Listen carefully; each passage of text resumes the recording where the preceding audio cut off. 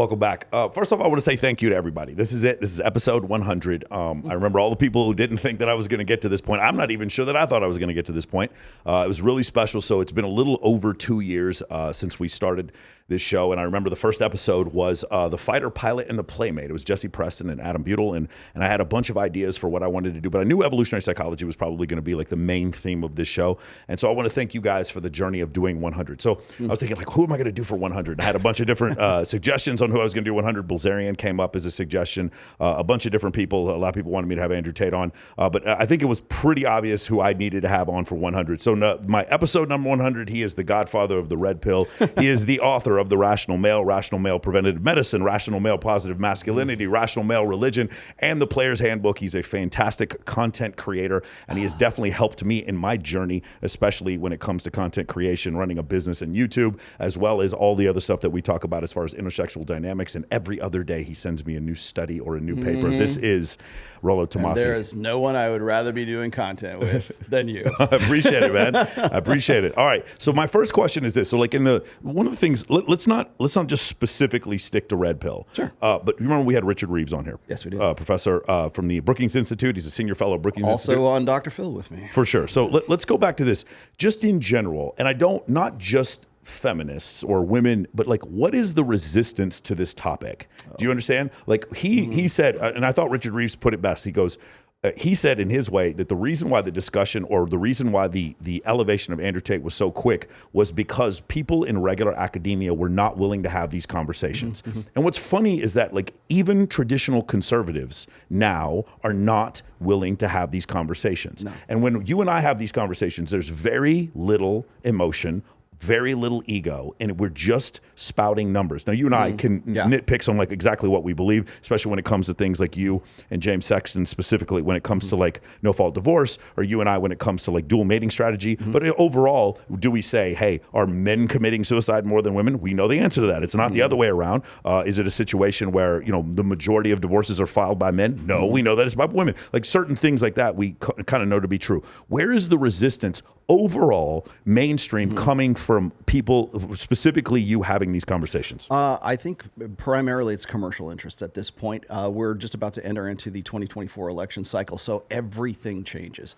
When I was doing the end of the year show for Rule Zero on December 31st, actually, of last year, I made this prediction. I said, by August of 2023, you will not recognize the manosphere because I have seen this cycle before. I've seen it come and go. And what happens is people will appropriate the red pill to be whatever, it will mean whatever they want it to. It will mean whatever their personal ideology is or their pet ideology happens to be. That will be the approximation of the red pill, meaning truth, right? And I saw this happen in 2016. I saw it happen in 2020. And now it's happening in 2024. And we're on this buildup right now. The election cycle begins about 18 months out. So it's about 6 months from November, the first Tuesday in November, right? So we're coming up on the first Tuesday of November for 2023. So from that point, we've got about a year. And so at that stage, you're going to see a lot of people try to find a convenient enemy, a convenient, I've said this before, is that if there is no boogeyman, no one gets paid. And it used to be those pickup artists. You don't want to be a pickup artist because they all look like Mystery with black fingernail polish and a feather bow and a Shout out to Eric. Shout out to Eric. We're going to have you on here pretty soon, exactly, Eric. Yeah, come over here. Nothing against you, but it's an easy, laughable, ridiculous archetype caricature of what's really hasn't existed. I mean, you think about the book The Game that Neil Strauss, but like you got to remember that book was published in 2005, and all the events that happened in that book happened in like 2002, 2003, 2004, right in there. And we're still looking back on that as if it's happened just yesterday. Yeah. And that's, I think, part of the problem right now is because we have such instant access. Like I'm locking horns with Matt Walsh recently over divorce and he's basically just throwing out statistics and just talking out of his ass. Right? And so I have to go there and I have to correct the guy. But the reason why I'm correcting him is because it's all a grift at this point. It becomes a commercialization of what's a convenient enemy. And they're looking for somebody to blame for the degeneracy and all the narrative that they're trying to push, which is, of course, the culture war right now. Yeah. And then once, if things go to hell, then it's like it's because of those guys. They couldn't get on board. If Trump or whoever their guy is gets into office, then it's like, hey, yeah, we won. We triumphed over these guys. It's just this convenient sort of foil that they have to set up so that people will get behind it. Now that's the political side. As far as like say the psychological side or whatever, again, they're still looking for that enemy. So they're looking for somebody they're looking for a group of guys. It's those red pill guys. They never say Rollo Tomassi. They never say Andrew Tate. They never say Myron Gaines. They go those red pill guys, knowing that we wink, wink, nod, nod. We know who you're talking about. And so again, a convenient enemy. But really, when we sit here and we start talking about like just the nuts and bolts of evolutionary psychology and how it is sort of like the basis and the root of really what I've talked about in all 5 of my books. And then when we talk about David Buss, when we talk about Steve Stewart Williams, we talk about all the people that we reference, Gad Saad, Marty Hazelton, all these people that we reference all the time. It's interesting to me that the same people that I reference on my show and on this show and on Access Vegas and everywhere, they're happy to go and talk to Rob Henderson. They're happy to go talk to David Buss or any of these other people. But they don't want to talk to us because they think we're gleeful or they think we have some sort of like agenda behind this. And really what they don't like is the questions we ask. Well, to be fair, they didn't want to talk to Dr. Buss. Yeah. You know how hard it was? Like, I was shocked to me how many people were having discussions about his books and he was never asked. Like the whole thing, I had him on my show and I was like, how have you never been on Rogan? Like one of your good friends is Gad Saad, who by the way has been on Rogan more than anyone. I believe he has the record now, being on there more like 14 times, 15 times he's been on. More than Peterson. Yeah, more than anyone. And then it was actually ironically Jordan Peterson, who's friends with Dr. Buss, who then got busted. Like again, Dr. Buss works not 15 minutes from Joe Rogan's studio, and it took that long. And again, what is when you look on Joe Rogan's podcast? What is that a picture of? There's a monkey. The monkey goes, hairless murder ape. I got that from Joe Rogan. Hairless murder ape. Look at the book. Look at the book behind me. The T-shirts are being made for hairless murder. Look at the book behind me. It says evolutionary psychology. Like literally, like. Half of Joe Rogan's whole thing about us just being killers, and he loves busy wild, like he loves talking about hunting and all this kind of stuff, comes from the concepts of survival and evolution. And the man who created, like seriously, like he's maybe not the godfather of evolutionary psychology. You say sociobiology, then convert into evolutionary psychology, but pretty close to like the most reputable. And he's not 5 blocks from your studio. And not even 4 blocks away. He doesn't get the call. And he doesn't get the call. That's what to me, it was like one of the craziest things. That was like, I'm trying to think of an example. It's like like the most underrated player in the NBA. You know what I'm saying? Like it's like back when Mike Collins was like never made an All-Star team, or like Drew Holiday. Like if you watch NBA, you know what I'm talking about. Like incredible players that nobody knows about. And that's what I saw Dr. Buss as. I was like, he just keeps banging out these winners. I'm rereading The Evolutionary of Desire, and every time I go through it, I'm like, this is mind blowing. Like 30% of men on Tinder are married. Well, just let that sink in for a second.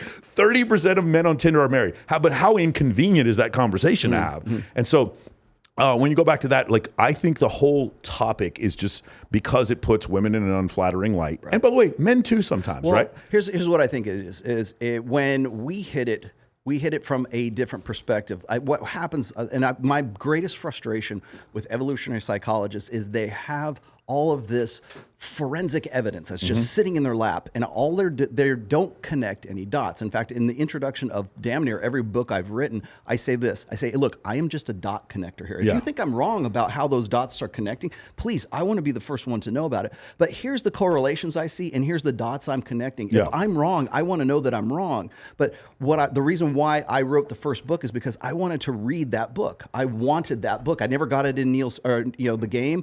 I never got it from anywhere else. And so I'm like, okay, I have all this information. And by the way, this is the only era in which I could have written those books, because I can self-publish, and I have access to all of the research and all of the data of the greatest minds of the last, the 20th century plus up to where we're at right now, even before that.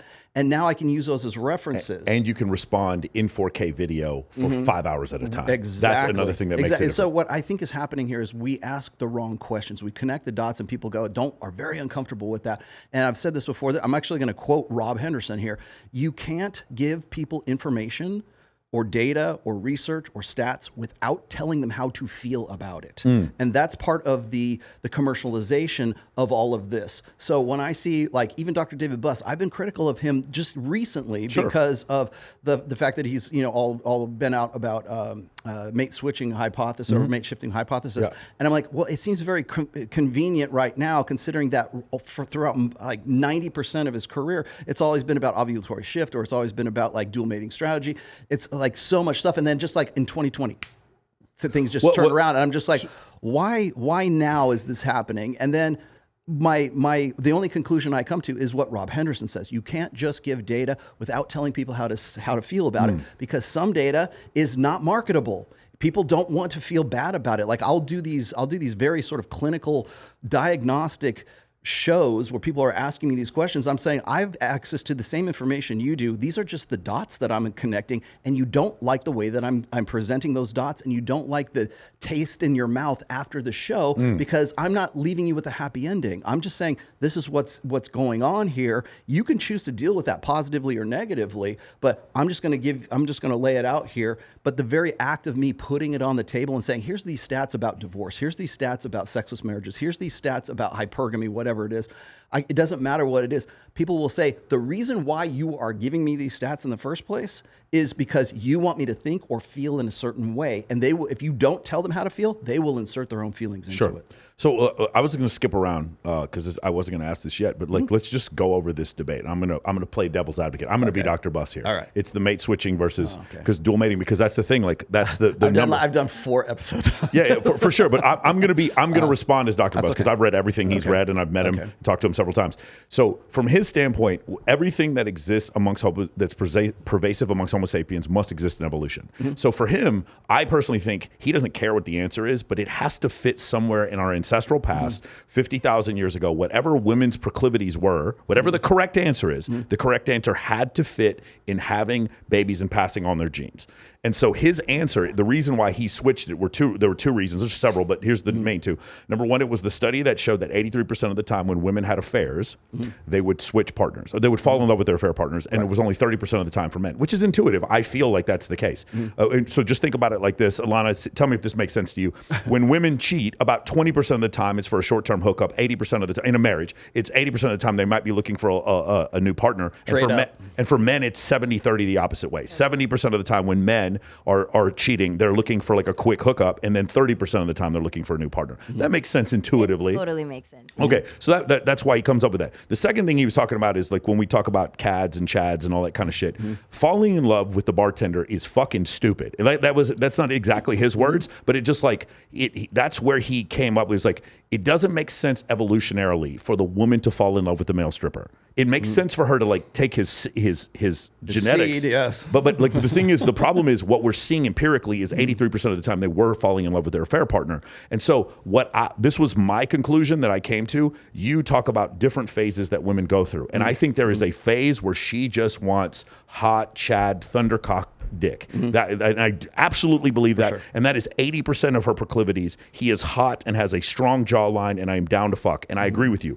And when we mix in a little bit of Molly and fucking ketamine and some 2C and maybe a little bit of mushroom, cute, and one thing led to another. Mushroom. And by the way, we should talk about the specific, because you say I was drunk and he was cute. There's specifics here, bro. There's a difference between a woman, Lana, tell me if I'm wrong, a woman fucking on tequila and a woman fucking on vodka. Those are 2 different things. Am I wrong?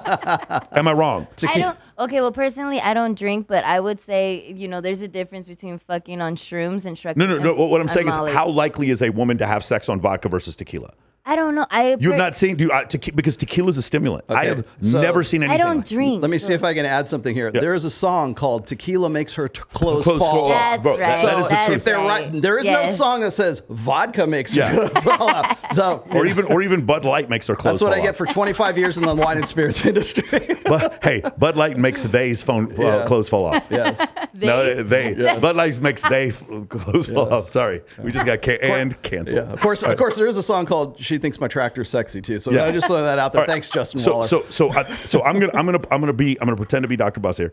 Don't mean to speak for you, David, but like so in that case, that's why I would believe that. Again, not to be politically correct, because I don't think he's politically correct. I think he says some shit that's very unpolitically correct. You actually ruined Dr. David Buss for me. I hate to say it. Yeah. Why? Because you were the one who told me that he had a dating site, which is still up. But it's not. I think what happened was Dr. Buss was probably had a publisher, and he was like, how can we make more money from these books? Yeah, co-branding. Like, I'm having this issue right now. I have a vendor that I'm working with right now, and it's very clear that like when he and I have a conversation, it's cool, and then when the attorneys talk, it's like, what the fuck's going on here, and we can't come to an agreement. I don't blame Dr. Buss for doing that. I think there needed to be some... you have to today. I was just saying the same thing. Like when we were criticizing Matt Walsh and the rest of these guys, it's just the commercialization of it. Like, they don't care about the truth; they care about content. And I think it's not enough to be like a evangelical pastor now. You can't just go to church, deliver a sermon, and shake hands and kiss babies, and you go back for the next week and nobody messes with you. Now you have to have a blog. You have to have the worship team has to be on YouTube. You have to basically be an influencer to do that. And I'm going to say the same thing about psychologists now too. But to be fair, he doesn't have any of those things. No, he doesn't. But he's co-branding with people who want to use his name so that they can like sort of lift off of. I mean, technically we do too. So that was the first example of what you were talking about before, and I don't know anyone who took that course. So for those of you who don't know, Dr. Buss was part of a dating course. It's still in the sign up now, so you can get alerts later. Yeah, for sure. 2020. And I'm disappointed because I wish Dr. Buss had done it with me. I signed up. Yeah. So the second thing he's doing is he's writing a book with Chris Williamson about prestige, and I've looked very much. I will be the first one to get that book the day it comes out, and I'm going to try to have Spencer Cornelia hook me up with Chris Williamson, and probably have Dr. Buss come on. Good luck with that, because he knows you work with me. Hey, you know what? I don't know. I'll have Spencer talk to you about. No, I mean Chris Williamson. Yeah, no, for sure. But let's go back to the debate. So your counter to what I just said. Do you understand why David Buss might think that this doesn't fit in evolution? Right. Okay, so I think we've had this. Oh, hold on. Let me finish what I was saying. I think at a certain point, it's 85% mate switching and 15% dual mating, and then it switches. And when they get later, it's like less likely for them to like. I just don't see the 35-year-old woman who's trying to find a husband who is still going to go cheat with Chad at the fucking in Vegas to try to get his sperm. To me, that doesn't make sense evolutionarily. That's what I'm saying. All right, I will give you a recent example, and I'm not sure this is actually. People say this is true. It's a rumor. It's not. I did a show on Steve Harvey with about his soon-to-be ex-wife, I guess, who was getting after it with the bodyguard and getting after it with the chef. Okay. Whether or not that's true, maybe I jumped the gun on that. Yeah. But let's just say, for sake of argument, it is. Here you have a woman who is married to a guy who has everything, right? He's got money, he's got status, he's got fame, and everything else. And the one thing he doesn't have is he doesn't have that alpha gravitas that like maybe the bodyguard had, or the. So there's always going to be you're going to fuck the pool boy. Bro, there's a lot of Dr. Phil in Steve Harvey. And speaking as someone 20 years ago who was the biggest Steve Harvey fan, Steve Harvey was Dave Chappelle to me 20 years ago. He was fucking hilarious, but he would say some inappropriate things that were really funny, and then now he's turned into a game show host. Oh yeah, for sure. He's just the Black Dr. Phil at this point. So, I know I've met Dr. Phil, but like the whole thing as far as like there's a reason why we have that trope or that archetype of she's a rich, bored housewife, and there's the pool boy, and that's how porn movies start, right? So the reason why we have that, the reason why that seems believable is because it's not that she's looking for a long-term partner in Chad Thundercock or Brock the bartender. It's that I was drunk, he was cute, and one thing led to another. And it's not necessarily because maybe she's bored because she's got with a guy who ostensibly, anyways, has everything she needs for her long-term security. Yeah. So you have to remember that when we're looking at dual mating strategy, we're looking at alpha fucks and beta bucks. Okay? I'm just saying that as a blanket statement here. Okay, how that shakes out, it really kind of depends on the context and the society and everything else. But the fact of the matter is women have short-term sex and they have long-term sex. That's in evolution of desire right there. So, so short-term sex, what is that about? Well, alpha fucks, right? He was hot. It's arousal. It's lust. It's hormones. It's being in the right place at the right time. Not necessarily being so much funny as in like he's available and it's a fuck of opportunity basically is what it is. And then there's there's cads and then there's dads, right? And so then there's the dads who will make him jump through all these hoops. He is not going to be as exciting as the guy who is the alpha guy, the hot guy in the foam cannon party, as I always say. and then but he has long-term prospects, okay? Or he already has the long-term security, and all she has to do is sort of consolidate on that. So then you've got the guy who's not as exciting as the fun guys that she had when she was in her hoe phase, her party years, right? 18 to 28. And she's still making those comparisons. We see this in movie after movie after. We see this in Titanic, for example.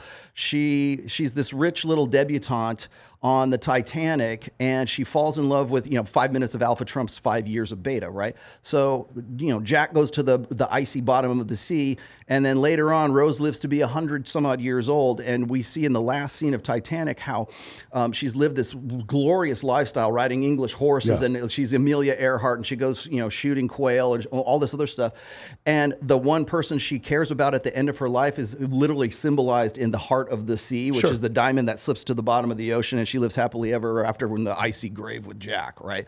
That's the difference between, say, dual mating strategy and the guy she wants to fuck and the guy she wants she's going to pine over versus the guy that she's going to be having her lifestyle is funded by. And we think of that as this very romantic. I mean, romance novels follow this. In fact, the formula for romance novels is really a woman agonizing over the guy who's hot and fun and untamable Tarzan versus the guy who's dependable, loyal. He's always going to be there, but he's just not as exciting as Tarzan. So if she can't lock down that guy, she's got to find some way to sort of turn the beta male, the dependable, safe guy, make him a little bit more exciting. It's like beta with the side of alpha or alpha, and we got to make him a little bit beta so he can be a good provider, protector, and parentally invested in the whole thing. Okay, so I think what the concept of makes rules for betas and breaks rules for alphas. I've in my early 20s, I was on one side of that, and I'm definitely on another side of it now. We have girls on the show, and Lana, if a girl consistently says, I don't sleep with guys on the first date, what does that mean? They sleep with guys. It means that they've slept with guys on the first date. So obviously they're making a rule, a new rule for the things they've done before. Because they tend to be in a different phase of life at that point. Because what happens is during their hoe phase, they have higher sexual capital, so they can afford to make mistakes. We're talking about early 20. We're talking about 20, 18 to 28. 18 to 28. Okay, so she can, like 22-year-old, 23-year-old, she can afford to make mistakes that she can't afford to make when she's 29, 30, 31 years old. Because what happens is you got a 10-year window for a woman through hopefully you live a very long life. Let's just say 90 years, 100 years or something like that. So 10 years out of 100 years is where you have that space to maximize your reproductive, you solve your reproductive problems, and then consolidate on long-term security. What happens is, and this is why I disagree with Dr. Buss as far as the mate switching hypothesis is concerned, is it takes place after the mating is already there. So why do women cheat? Okay, we can have that discussion, but why do they get into the situation that they get into in the first place? I think it's putting the cart before the horse. So I think I understand that now. Biology is upstream from society and from behavior. Okay. So his argument, because I'm trying to understand from you and I agree on the empirical things we see, both the statistics and what we see from having hundreds of girls on the show. Last night at Omnia. Yeah, last night at Omnia, right? We went to shout out to Masha Didica. We went to her birthday last night. So from that side, I don't think we disagree, and I don't think Dr. Buss would disagree with any of those stats or any of these ideas. I don't think they can't coexist. Put it that way. This is my point. I just think they're putting too much emphasis on social construction. I don't understand why mate switching is wrong. That's my issue. I agree with you. Like obviously, women the great example is the Jeff Bezos photo with his new fiance, and she's looking up at Lauren Dirty Sanchez. Yeah, she's looking up at Leonardo DiCaprio. Look that photo up if you want to. That is such a great example of women treating a man one way and another man the other way. But I think the concept of when he's talking about mating, he's talking about the actual passing of genetics. And in that case, often she's not passing Brock's genetics on, and I think that's where these things get a little bit different. Do you understand what I'm saying? I would agree with that, but only up to a point. Now, here's why I wouldn't, because when you look at if you look at today, I'm just going to quoting some more stats. If you look at single mothers right today. So we're looking at 42% of women have children out of wedlock. If you get into the black community, it's 70%, and in some cases it's even higher than that. Yeah, just depending on demographically speaking. But overall, the average is about 42 to 45%, depending on who we're talking about. So you're still looking at a very large number of women who are essentially solving their reproductive problem, but they're doing it proactively or doing it reactively. So when I talk about literally cuckoldry, there's a proactive element to that, and then there's a reactive element to that. So what most people, here's one of those uncomfortable truths that nobody likes to, because I don't sugarcoat it. single mothers are essentially retroactive cuckolding retroactively the guy that ends up becoming the stepdaddy. Okay. So you take like a Brittany Renner who gets with PJ Washington, who's a great, he's a great provider, and she doesn't have to stick with the guy. No. She gets his seed and she has his babies, and now she's basically guaranteed that's an extreme example, I understand that, but she's basically guaranteed $200,000 a year or something. I think that's what it was. And meanwhile, she can now go and decide who she's bipolar as it is, but like she can go and decide who she wants to spend the rest, long-term security wise, because she's already consolidated and she's already got what she needs from the alpha fuck side, but she doesn't necessarily have what she needs from the beta buck side. Now, you could argue and say, well, she's getting $200,000 a month from PJ Washington, but that's an outlier right there. So what we're looking at is 42% of women having children out of wedlock. Why are they doing that? Is it because they really want to have kids, or is it because they got with the guy who is the superior genetics, got with him, had the baby, and now they're looking for the superior security provisioning, long-term security side of things when they get to be 29, 30, 31 years old? Okay, so I think the counter, so it's a retroactive a counter to that, and this is me, not Dr. Buss, would be the idea that in the ancestral period, the ability for a woman to be this delusional didn't exist. You understand what I'm saying? Like her ability to flaunt her wares on social media, then to face app and face tune it, and then have a delusional belief about what her value is, didn't exist in the ancestral period. So I don't know that this, like what I'm saying is, I don't think what you're describing is dual mating or mate switching. I think it is female delusion at a certain point, which then causes a massive amount of divorce. Because again, I'm gonna say something else. Divorce is not part of the ancestral period either. There is no legal marriage 50,000 years ago. We're talking marriage Sumerians 8,000 years ago, maybe 10,000 years ago. We have the concept of marriage, and marriage is it's a pact to wealth. Marriage is here's how I look. Here's how I look. Okay, you could say wealth consolidation. Yeah. I'm sick to death of hearing that, because everyone thinks it's like the only reason people got married in like medieval Europe was because they wanted to consolidate, clans and nobility and everything. But guess what?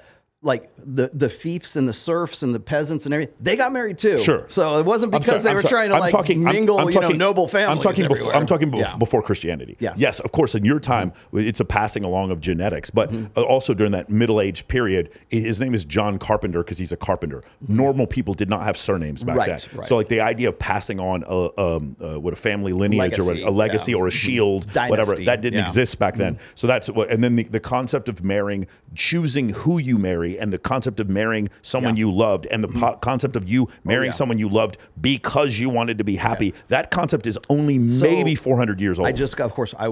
We were just talking about this with Jim Sexton. And the way I look at marriage right now is Christianity, Islam, all the Abrahamic religions, Hinduism, the Bhagavad Gita, whatever. That none of us have a monopoly on marriage. Okay, so marriage was happening, or a formalization of monogamy. Yeah. Social formalization of monogamy, which we call marriage. We might call it like pair bonding. We might call it something else. It might be like hand fasting or betrothal or whatever your particular contextual culture calls it. We have always done something like that to formalize monogamy in some way, because that's always been the best way to raise children, right? Of course. So because you've got, when people ask me, well, Rollo, are human beings, are they naturally innately monogamous, or are they naturally innately promiscuous? And the answer is both. They can both coexist at the same time, and maybe in different periods and different times. But the thing is that when we talk about marriage, like what really a marriage ritual is basically a formalization of a man and a woman coming together and saying, this man is with this woman. They are paired off. Don't go break it, what God hath put together, and yet let no man tear asunder or something like that. Okay, so you have that as sort of a formalization. But again, it doesn't have to be a Judeo-Christian kind of notion, because people in feudal Japan were getting married just as much, and they had no idea who Father Abraham was or Isaac or any of that other stuff. So when we talk about marriage, I think we really need to boil it down to and pull it away from religion, and not because I think religion is bad, but I think that because we get our heads into this contextual thing about what is a pair bonding, what is a formalization of a man and a woman coming together, we have to really kind of like distill it down to what's the function, what's the evolutionary function of that ritual, of that behavior. I don't know. So if you were going to say the evolutionary function, You know, and It's the same thing with mate guarding and jealousy. But hold on, here's the difference. Mate guarding and jealousy will go back 3 million years. Yes. Marriage will go back 11,000 years. So that from an evolutionary standpoint, there's very little, like for instance, in a way, marriage could be seen as a mate guarding behavior. Sure. Okay. No, that's fine. So like as a result of that, for sure. This ring right here means like this dude's taken. That bitch is taken. It's mate guarding. Okay. So I see what you're saying. But going back to what I was saying before, the irony of what you just said, which is the concept of separating marriage from religion, and right, the marriage is the formalization of a monogamous, an attempted monogamy. So why would we have that? To me, the answer is cultural. It's not evolutionary. The answer, number one, is there's three answers. Number one, I want to continue to propagate the species or propagate. Like I have a nation. I want my nation to have abundance of population because I need smart people to work in the government and smart people to divisional labor, and then I need people who are maybe more labor intensive and stronger, new knees and backs, like the Marine Corps says, to come out and do the hard labor. Assholes and elbows. Yeah, I need more humans, and I need more women to have more of these babies to conduct more work so that I can have a more plentiful nation. Sure. That makes sense to me. So how do I do that? I take the most low. So for instance, if I have a polygynous society, I have a bunch of men at the top who have concubines full of women, and I have a bunch of men at the bottom who have no sex, so they have no children. But those men have new knees and backs too. So what I do is by encouraging monogamy, now those men in the bottom quartile, now at least they have one sexual partner and the ability to have some children. And so now I can explode my population. Monogamy, a formalized monogamy, socially enforced monogamy, which by the way, Jordan Peterson didn't invent that. That's a sociological term. Yeah. The idea of that, it has a function. There's a latent function to that. First of all, it satisfies mate guarding. That's number one. Okay. Jealousy, because we can't have jealous guys killing other guys for like, you know, just thou shalt not covet thy neighbor's wife, right? That's a rule because of mate guarding. But now I have the state also mate guarding with me. The state has now formalized my mate guarding. And in some states, legal assurances. In the state of Texas, I can actually sue people for breaking up my marriage civilly. And if I commit an act of murder, it's like second-degree murder. If I catch my wife in the act, I don't go to jail. Did you know this? Yeah. You can be convicted of a felony and not serve jail time. Now, I think they've changed the law since like home wreckers laws. Yeah, the law has changed, but there was a point in the state of Texas, you guys can look it up, where if you caught your wife in the act of having sex with another man and killed both of them, you could be convicted of a felony and still not go to jail for that. Yeah, or the maximum was 7 years or something like that. I can't remember exactly how. Well, so what I'm getting at is there's a lot of what we sort of take for granted as human ritual, human behavior, human just like this is just the way we do it, tradition. Yeah. That's why I never use the term traditional masculinity. I always use conventional masculinity because everybody has different traditions. Yeah. So, but there's latent functions to each one of those traditions, each one of those behaviors. When it comes to jealousy, we've always tried to find ways to mitigate that. Envy, we've always tried to find ways to mitigate that. Think of all like the worst aspects that are potential fallout from those feelings. Yeah. And the reason why we have those feelings is because the guys who were jealous actually went on to breed more and have more babies than the guys who weren't jealous. That's why we have this, so that we pass on those proclivities. But going back to what you're saying about marriage, the first one I said was the population growth. The second one I believe is from a standpoint is, let's say I'm a leader of a nation. I'm in Egypt 3,000 years ago. I know that the more of my men that are married, they are easier to control. Those men have to have a home, take on some level of debt, have children to come home to. The foolish behaviors that they had before, where they're doing crazy stuff or even creating a revolution against the ruler, they're far less likely to revolt because they have children. Their masculine responsibilities are, well, in patriarchy. By the way, patriarchy is a much more balanced system than, say, like a gynocentrism or androcentrism for that matter. Because what patriarchy implies is just what you said, okay? Yeah. It is, people want to say, oh, it's authoritarian and it's these guys who are just like, you know, it's just these guys with big cocks and machismo and all this other stuff. No, it's much more balanced than that because in an ideal state, patriarchy requires things of men. You have responsibility to your wife, to your family, to your wife's family as well, to your children, to your livestock, to everything else. And you have all these responsibilities that we still harp on today. But today, the difference is it's back then, prior to, like, say, the sexual revolution, men had the authority to go and be able to, like, to dictate all that, to be able to meet all of the requirements of that responsibility. They had a commensurate authority so that they could affect all of the things that they were responsible for. So that's when I get into patriarchy and I sort of talk about like beneficent patriarchy, it's in an idealized state. It's been demonized because too many women think that it's androcentric rather than patriarchal. So patriarchal implies authority and responsibility, but it's giving that responsibility to men. That's actually a much more naturalized behavioral way of organizing society than what we have now, which is gynocentrism, which is 100% authority for women and 0% authority for men, 100% responsibility for men, and zero accountability and zero responsibility. Got it. I see what you're saying. So okay. that's basically the nature of tyranny at that stage. So you can't. There is no society. Like eventually, at some point, the majority of firefighters and construction workers are going to have to be men in a functioning society. Oh, absolutely. The majority of unless we're talking about drones and stuff like that, the majority of the military is going to have to be men. That's one of the reasons why I kind of lock horns with a guy like Destiniy, who seems to think that we have evolved past that because we now have robotics and we have all this other stuff. That might be the case, but the human machine has not changed.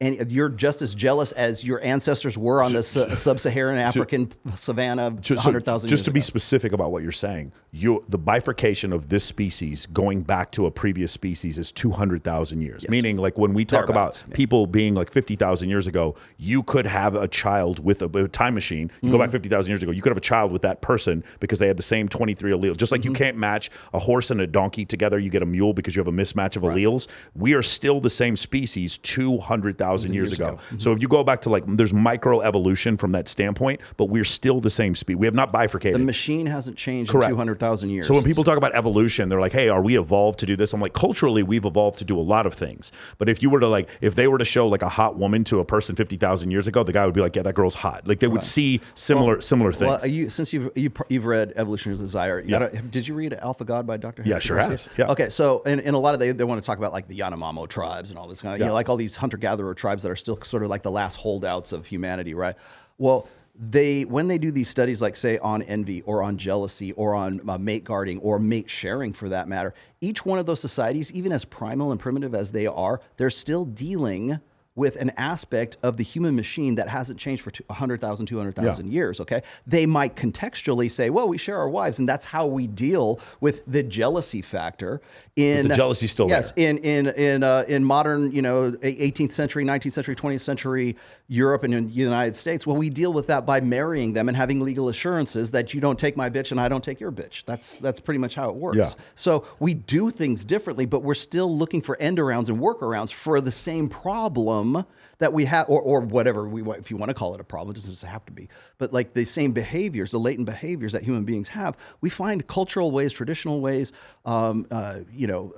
ethnic ways, national ways to get, to work around those things, but you're still dealing with the same dynamic. So how it's done is contextual, but it doesn't change the machine. And this is why I keep saying that I have a problem with something like, say, mate switching hypothesis versus, say, dual mating, because dual mating to me seems to be the way you get to mate switching, because you would have to have a mate in the first place to switch. Okay, fine, but how do I get from single and sexless and Rollo Tomassi don't get no hoes, man, and then suddenly he gets a hoe and now he has a hoe, and now how does it work from there? Sure. I'm not saying that the two are necessarily incompatible, but that's the problem, is that the people who really just glom on to whatever their psychological guru says, they think that it's binary and it's a primary thing, Sure. and that's the only way it works. It's and I would say if we had Dr. David Buss in here, he'd probably agree. He'd probably say, you know what? Yeah, you're right. But when we're talking about envy, we're talking about jealousy, we're talking about mate switching. Yeah, it's because women at a certain age are going to be looking for security more than anything else, which, by the way, something I wrote about in preventive medicine in the timeline. Yeah.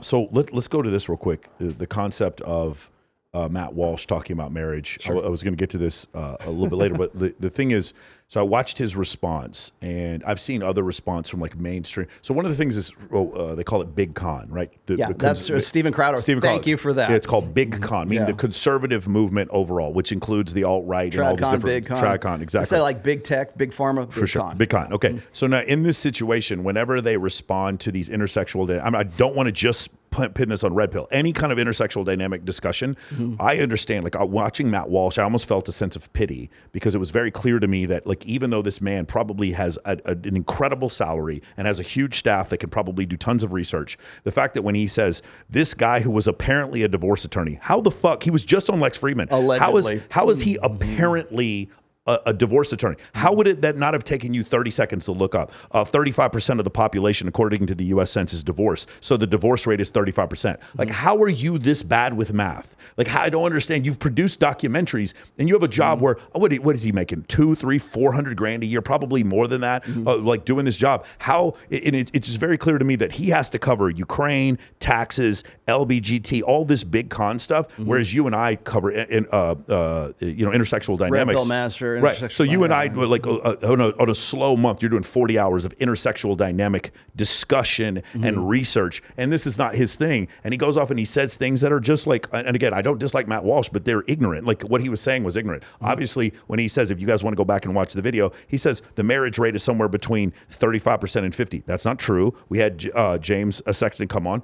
For first marriage, it's 52%. For second marriage, is 68%, 67%, and for third marriage, it was something like 73%. If you add those up, you'll find that the overall divorce rate is going to be about 56%, and that's what he said. And then when you're just like, well, how does that jive with 35% of people being divorced? Well, that's because the people who are in their first divorce are divorced, the people in their second divorce are also divorced, and the people in their third divorce are also divorced. And if you add them up together, it equals 35% of the population, but yet still a 56% divorce rate. Right. Now, what I just explained to you is fucking boring. What I just explained to you requires thinking and statistics and understanding statistics. And so let's not do that. Let's just stick with big con and just make blanket statements. The other thing he said that I thought was, I know it's ignorant. He goes, and then the red pill tells these men to give up on marriage and doesn't give them any solution. Sorry, those red pill guys. What those ambiguous, anonymous, like vaporous guys out there. Yes. For sure. It's like so easy to do this because one of the issues is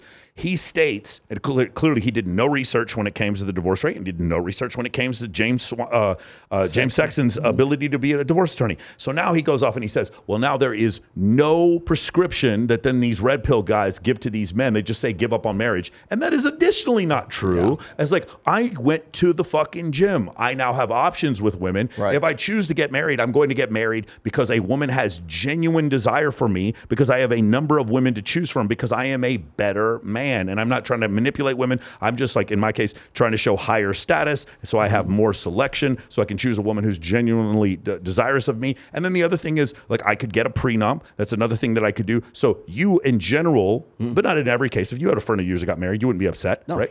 My daughter just got married. You have a son-in-law. But like in general, you've said marriage as it is conducted today is not a good deal for men. That doesn't mean everyone has to give up all the time. And you do give prescriptions for how that works. So I just want to point out emphatically on its face, Matt Walsh is incorrect. So, but I want to go out, like, have your response to that, because it's like, it's one of these things where it's like, I don't even want to counter his points because he didn't even have the same argument. Do you understand what I'm saying? There's no due diligence whatsoever. We're in astronomy. We're in upper division astronomy going over relativity, and he's in like astronomy 101 trying to have a debate with us. And it's just really interesting listening to that. So like, what did you think about those points? So I get asked this a lot, like, Rollo, give me the 5-minute speech. Give me the elevator pitch for the red pill. What is the red pill? And I'm like, how much time do you have? Because it is so broad right now. So when people say, well, what is the red pill about? I can go, it's about evolutionary psychology, evo bio. It's about sociology, anthropology, neurology, endocrinology, sociology. Name the ology, and there's some crossover of intersexual dynamics into that goddamn ology. It's not a 5-minute elevator pitch. It is a full major that you have to take in college, okay? It's a college course, not I'll just watch this video and I'll know everything I need to know about the red pill. Because we live in the ADHD society. We live in the TLDR generation. Too long, didn't read, okay? I don't have the attention span to do that. Give me the info bite, Matt Walsh, and tell me what I want to hear along the same way. It's driving through the drive-through at McDonald's, and they throw the info bite in your mouth, and you just keep going on to the next thing that you have to do.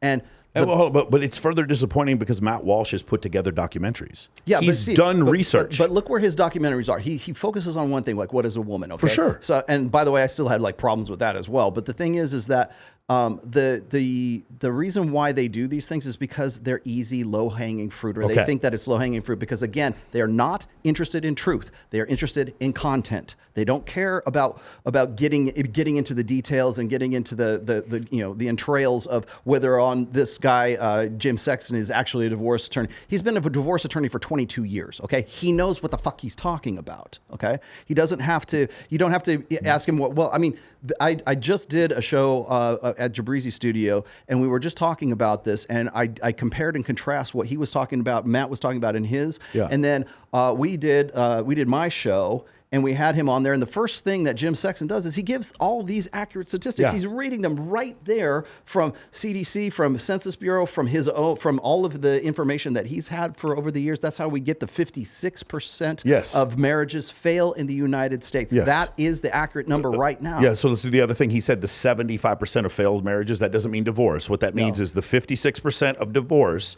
And then let's just take that last 44%, and we're going to cut that in half. And then we're going to say half of those people are still in marriages, but like maybe one partner's cheating, there might be domestic abuse, they're staying together for the kids, or one of the two partners has just left, the Irish divorce, and they've just never consummated the divorce. So these are still failed marriages, even though the divorce hasn't happened. And then even like Jim Sexton gets into, he says, okay, so even the people who are still remaining married, and then, and of course Matt got into this as well, even the people who are remaining married, how many of them are in unsatisfying, in dead bedrooms? How many of them are actually would love to be out of the marriage, but are still sticking around for the kids, or for financial reasons, or for whatever other reason there is? And it doesn't have to be men too, by the way. It could be women who are stuck in those marriages just as well. Yeah. We also can't not ignore the fact that 70 to 80% of women initiate divorces in the first place. We had this discussion. Everything that Matt Walsh needed to do an accurate summation of all the things he wanted to get into we already covered in the first like half an hour of the show that we did on my show on Sunday, right? Within the first 30 minutes, if you just watch the first 30 minutes of a 3-hour show, you would have got all the information you needed. In fact, your producers, who were probably the ones writing the teleprompter script for you to read in the first place, even if they had watched the first 30 minutes, they would have at least had a better show than, well, this is what all these guys say, and all it is just specious argumentation for stuff, because it fits a narrative. They know what plays to their audience. And if you go to their comment section, they'll go, I can't believe these red pill guys. This is moral outrage. So again, let's go back to this big con. We're back in big con. Big con has a narrative. The narrative is, whatever, to throw whatever big con. Moral majority. It's poor, more pro-family, big con from a small standpoint is like pro-gun, pro-family, pro-God, pro-country. And then we get a little bit more alt, like the election was stolen and the Illuminati and Hillary Clinton eats babies. Like, so we have just different levels in conservatism. One of the things in conservatism is that men must get married, have more babies, so conservatives have more babies so that we can have more of a majority. And then the other thing is, because conservatives have more babies, then therefore we're going to outbreed liberals. That was Chris Williamson just recently did a podcast on this, but he's missing the obvious point, which is the indoctrination of your children in primary education then turns your conservative babies into liberal babies. And so even though the liberals have fewer children, they'll steal you. They're basically cuckolding you and taking your children and bringing it over to our side, because we have a big flag and we teach our children how to have blowjobs on bananas in school. And by the way, that stuff does happen. That is not an exaggeration. There are legitimately men dressed as women, shaking their body parts in front of elementary school kids. Whereas, in the 1980s, these men would be convicted felons for doing this. But now we're promoting this, and that's obviously that's where we kind of draw the line. So anyway, big con. The thing is pro-family, pro-marriage, and so Matt Walsh goes into this 20-minute discussion, and his verdict is already set before he looks at the information. He has. I don't even think he looked at the information. Correct. I think his producers probably. My entire point. My entire point. He didn't look at the information. So he must. The verdict he comes from this must be men should get married. He cannot come with anything else. So there cannot be any other conclusion against that narrative, because he's a member of, like I said, big con. It's unfalsifiable. It's for him. It's all unfalsifiable. So now he comes, and now information is sent to him. Could you imagine imagine the ass whipping if James Sexton had 2 hours with Matt Walsh on this subject? Yeah. James Sexton That's would... why they will never have live interviews. For sure. Debates. For sure. Like, I'm not trying to be funny. James Sexton would destroy Matt Walsh on this. Like, I would pretty much handle And Matt Michael Walsh. Knowles, Yes. and Jeremy Boring. Correct. And by the way- Candace Owens, by the way- and by the way, Andrew Clavin. I like Michael Knowles. In general, I think these people's heart is in the right place, but they've gotten, like what you said before. I have a coaching program. I don't have any sponsors for this fucking show. I can say whatever I want, and I don't care about Big Con or whatever. I don't have to make viral content every week. I just have to concern about what am I concerned about, what are my clients concerned about, and that's the only thing that matters to me. Matt Walsh doesn't have that. He has advertisers. During the middle, do you remember the middle of that? I think it's worse than that, actually. And Yeah. let me explain why. Because in the first, if you watch his latest video, all he's doing is reacting to tweets from one influencer and one personality on Twitter. You know who that is? That is Pearl. Pearl, yeah. Pearl's handlers, also from Daily Wire, or formerly or still are part of Daily Wire. Every time that those red pill guys are acting up, that's who he quotes. Yeah. And I'll throw this out there right now. Pearl, I think, is in some way a contract laborer for Daily Wire, because what they do is all he does is respond to in that actual show. He responds to 4 tweets, all of them by Pearl. Yeah. Okay. So what do? They get their guys together and they say, here's what we're going to talk about this week. Oh, these guys are acting up. Let's have Pearl throw a grenade out there, and we're going to talk about the grenade. And then we're not going to say it's her, because she's just the representative. She's just like the proxy for those red pill guys over there. And we don't like those guys anymore. And this is what they're really about. And we're going to tell you what you want to hear. And so it's almost like it's profiteering or it's marketeering. What that is, the definition of that is you create a problem for which you only have the unique solution to. Do you think they actually maybe told Pearl to do this? Absolutely. And then, really? Absolutely. It's not the first time that they have done this. Wow. That's why. And okay, let me explain something else to you. Perhaps you are familiar with a certain tweet that involved the word vasectomy, and it's back in May. Yeah. Well, guess who has tried to reheat that as her own recently? Pearl. So what are all these people who are either associated with the Daily Wire or actually part of the Daily Wire talking about? Those red pill guys over there all think that you should get a vasectomy, and that's going to lead to moral decay, degeneracy, and all they do is think with their dicks, and they're contributing to the rapidly falling fertility rates. We're below replacement, and oh my God, these guys must be the problem. We need a boogeyman, and if we don't have a boogeyman, what? No one gets paid. And if we don't have it, we'll manufacture one. And so when I talk about, like, I have this, I made a pretty good meme, if I do say so myself. It's like the telephone game. When you have like one kid and there's like 5 or 6 or 10 in preschool or kindergarten or whatever, and one tells them a secret and they have to repeat it all the way around to the 10th kid. And by the time it gets to the 10th kid, it's like something completely outlandishly wrong or, completely different, right? That's the vasectomy tweet. It's like vasectomy, castration, feminization, and then the last kid that gets it is like the red pill wants guys to get wants 9-year-olds to have they're approving of hormone replacement therapy, and you should cut off your dick.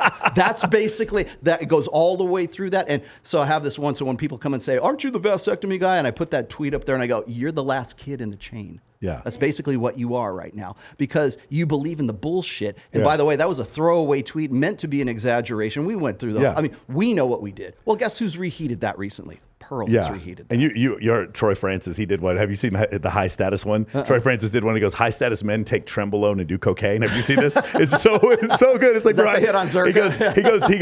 He makes it, because I keep writing him back. I'm like, bro, I got to take Tren now. I got to do cocaine in order to be high status. He goes, you have to have no kids. And then you saw what's his face, Sergio from Purple Pill. He goes, high status man needs to have multiple babies with different women. It was like, it's just so ridiculous. It's like this competition to get as like over the top and as stupid. And you know what's funny? Every step along the way, there is some autistic kid going, "Oh yeah, those red pill guys are about gender reassignment surgery and hormonal blockers and all this." It's like, Jesus Christ. Okay, like, so it's more than a man can take. I've never asked you about this. This is something I actually am very interested in, and I think there's a huge misconception about it. The concept of below replacement and population collapse. Sure. Where do you stand on this whole thing? Do you think? I'll just tell you where I stand. A place where you had a minority that was ruling a country and a majority that was trying to come after that minority is South Africa. Okay, where Elon Musk is from, and I believe there's some bias in his belief about this replacement level stuff. It's like he's not worried about a population collapse. He's worried about a population collapse of educated white people. And those people aren't having babies as fast as, in his mind, and I don't think he's a racist, but uneducated Mexicans who are coming across the border. Okay? And black people who are having babies out of wedlock are outbreeding, in his mind, good Protestant educated white people. High IQ white people. So that's what I'm saying. From the outside looking in, that's what I'm seeing. And I'm saying this as a conservative. That's what I'm seeing. And then the other part was the concept, and this is not incorrect, is the idea of people live longer, the span increases. So these people from 63 years old to like 83 are having to be subsidized by people working from the ages of 18 to 35. And so there's not enough people in the 1835 cohort to pay for these people, and so then we're going to have a problem. Shrugged. We're going to have this problem. So where do you stand on this? There's people out there, Rollo, who legitimately believe that there's a population collapse. Like there's not enough fucking going on, and in 20 years there'll be 1 billion people on the planet. They legitimately believe this nonsense. So like, if you think there's a population collapse, look at the birth rate in Mexico, Brazil, and Indonesia. There's no population collapse of Homo sapiens. There will be more Homo sapiens in the future than there are now. The birth rate exceeds the death rate in total. What's happened is in certain societies, because of immigration and other things, the population doesn't keep up. There are places like, I don't believe Japan wants any more people, and I know China doesn't. So like, so it's one of these. There's this massive misunderstanding when it comes to this population idea. What do you think about it? I'm going to piss off a lot of people.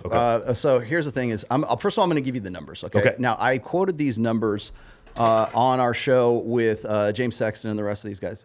And the numbers are this: is if you go and you look at the fertility rate from 1971 to where we are right now, the decline in fertility began in the mid 70s. We have been in the United States. We have all been below replacement level fertility levels since about 1975. Don't believe me? Go look it up. I'll give it to you. In fact, I've used it on my show several times. Now, you see the confusion? If we're below replacement level since the 1970s, and that's 50 years ago, why are there more than twice as many humans on the planet? For those of you who don't know, there were 1 billion humans on the planet in 1900 and 7.2 billion humans on the planet in the year 2000. Why are there 7 times as many people if we're below replacement level? Okay, so those are the numbers, those are statistics. If you look country by country, I mean, God, Japan is like just abysmal right now as far as a replacement level is concerned. When you say replacement, you also think great replacement. We also think that, so what's the intent and what are the numbers and what's actually causing those numbers, okay?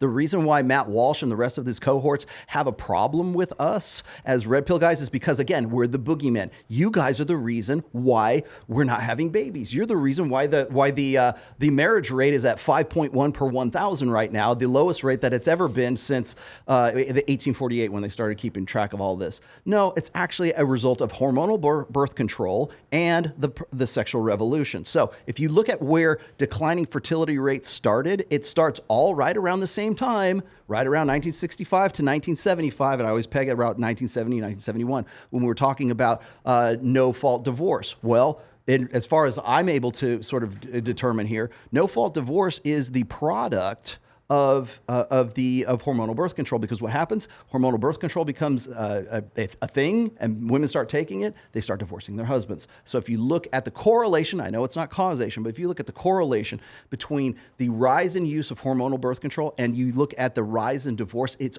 almost identical. And it's not, again, it's a correlation, but that's a hell of a fucking correlation. So when you get up to that top level there, and then it declines and it falls off to where we're at right now in the United States, it's either 6.1 or 5.1 right now, depending. I think in 2020 it was 5.1. But you look at the abysmal rate of marriage right now, plus you have hormonal birth control, plus you put more women into the workplace, plus you empower women, plus you fundamentally change the human race and the intersexual dynamics between men and women.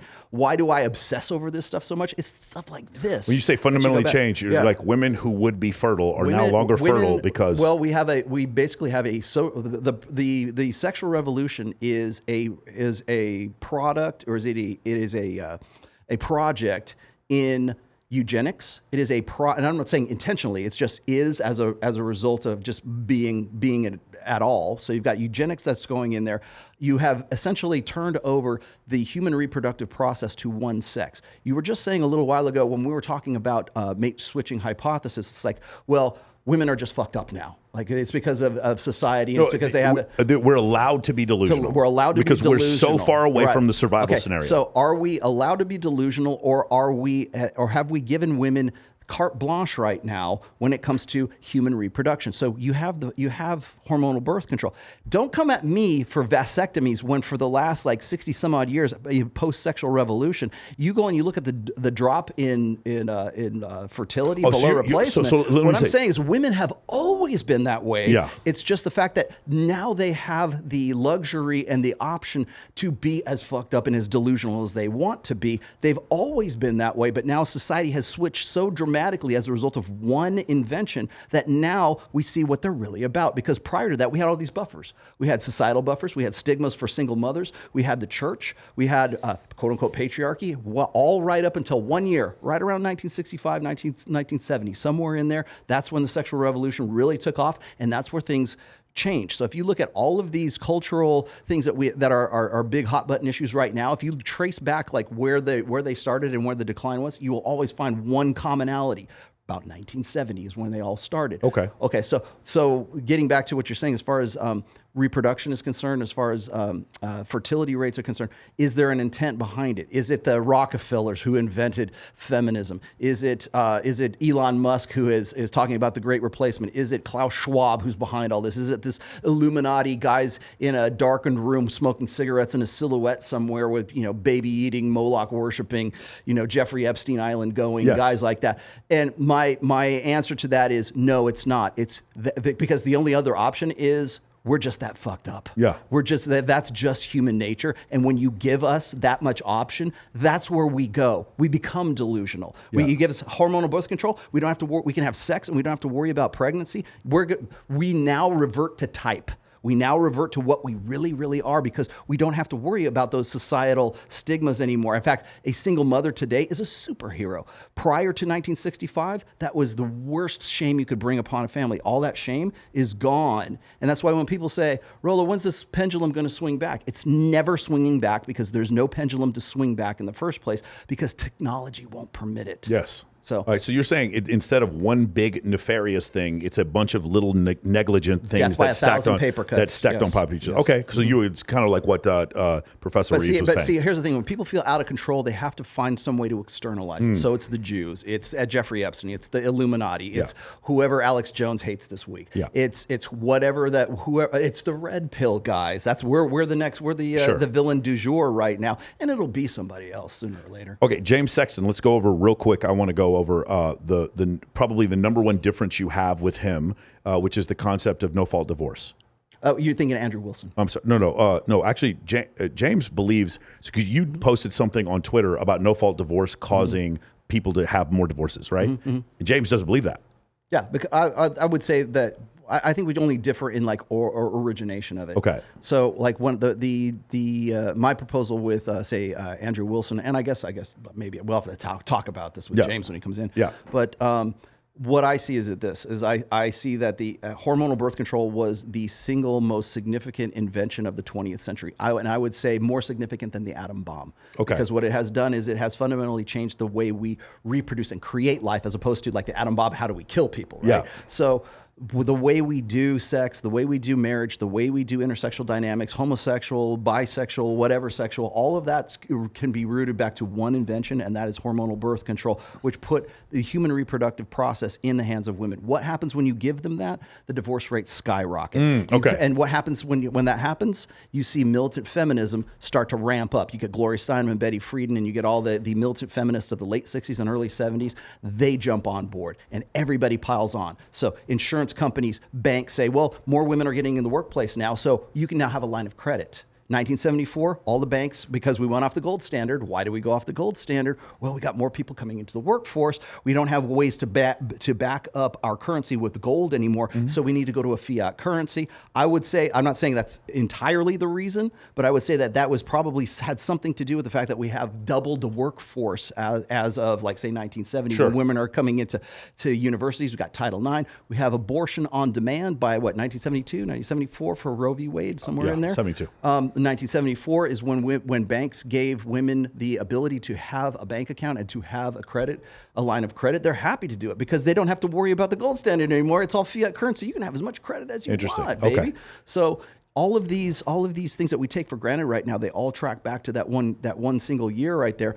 But as far as the no-fault divorce, when was that initiated? Well, it wasn't. By the way, it wasn't Ronald Reagan who came up with the law. He just signed it into law in 1970. It was initiated in 1968 as a result of, or a product, I should say, of expediting all of the divorces caused by what? One invention. Got it. So that's how I track no-fault divorce, and then state by state by state by state by state they adopt. So you actually don't agree with either one of them. Like the no-fault divorce thing does allow the divorces to go through quicker, but you don't think it's the cause for the divorce. No, I think because you have to keep distilling. It's like watching the movie Inception. You have to keep going down to the very bottom Inception, and the very bottom of the Inception is the advent of hormonal birth control. Okay. That leads to divorce. Divorce leads to no-fault divorce. Then we go on from there. So you'll see conservative Christians always want to point back to no-fault divorce, and if we just got rid of that, everything would be great. No, people still aren't getting married in the first place. You want to know why the divorce rate drops? No one's getting married. Yeah.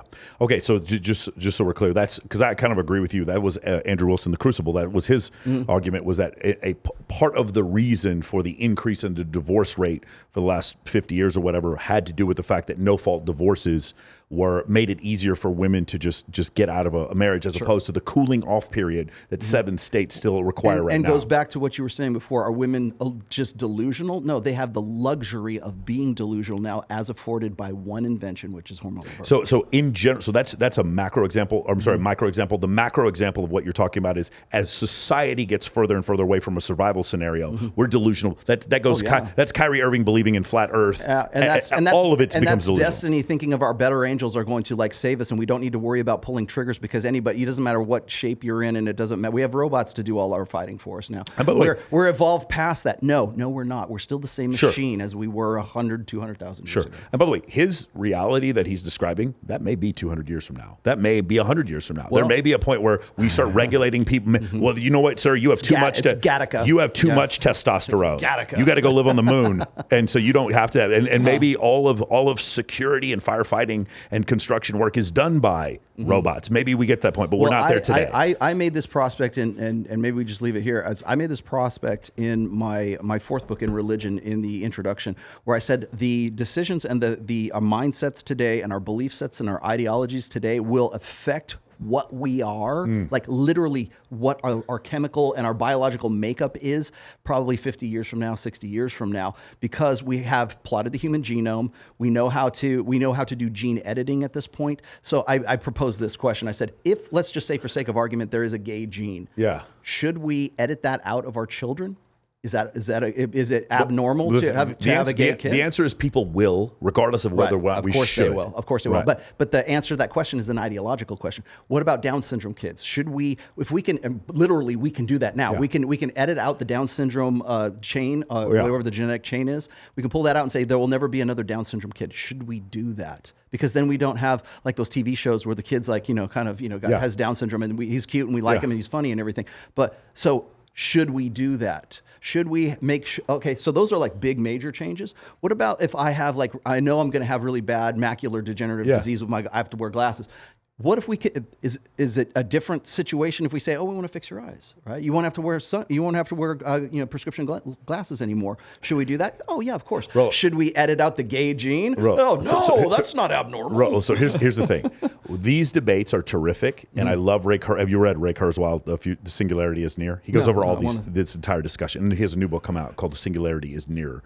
I'm still trying to manage my time with that the book that you gave me not too long ago. What is it? The One Thing by Gary Keller? No. It was the which one is it? It's Buy Back Your Time. Yeah, Buy Back Your Time. That's a great book. I listened to it on the drive down. Yeah. So now here's the thing. we're going to have these questions about the morality of editing out genes. 100 years from now, they're going to laugh at these discussions. They will do this. I don't care how much you hate the fact that I'm saying this. People will be fucking robots. They will be dating robots. They will be editing their children. will be. Like right now, 3% of the Earth's population, I believe, has blue eyes. And I believe it's like less than that has green eyes.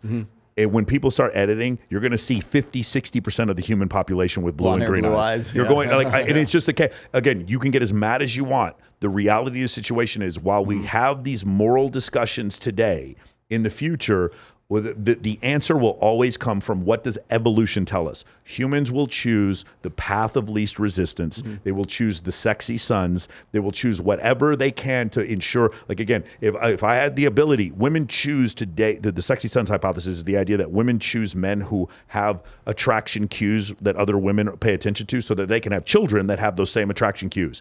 Humans will always choose things to happen to their babies. So you're saying, well, should we edit out Down syndrome? Well, that doesn't allow my Down syndrome child to have more children, so therefore we're going to edit it out. It's not a function of morality. There is no question that will happen because of evolutionary psychology. Evolution will always lead to people to choose the path of least resistance and the ability to have higher sexual selection. All right, now let me bake your noodle here for a second. Okay, so if that's the case, then in a sense we can say, well, should we edit down men's ability to have so much testosterone that they're aggressive and they're violent criminals and they're rat bastard pathological? So at some point, here's what's going to happen. The people who want that are going to try to make that happen, and the people with that testosterone are going to be standing there with a gun. Like, that's what we're going to get. We're going to get to that point, right? And then it's going to break in one way or the other. I just finished the 3-body problem a couple months ago. We try to do to do this behaviorally right now, Yeah. but I'm saying, like, remember what I said? The machine hasn't changed in 100,000, 200,000 years. Yeah. Now we can change the machine. So now we're going to be like editing endocrinology for sure. That definitely could definitely be a thing. One more thing before we move on from James Sexton, the prenup idea. He tends to believe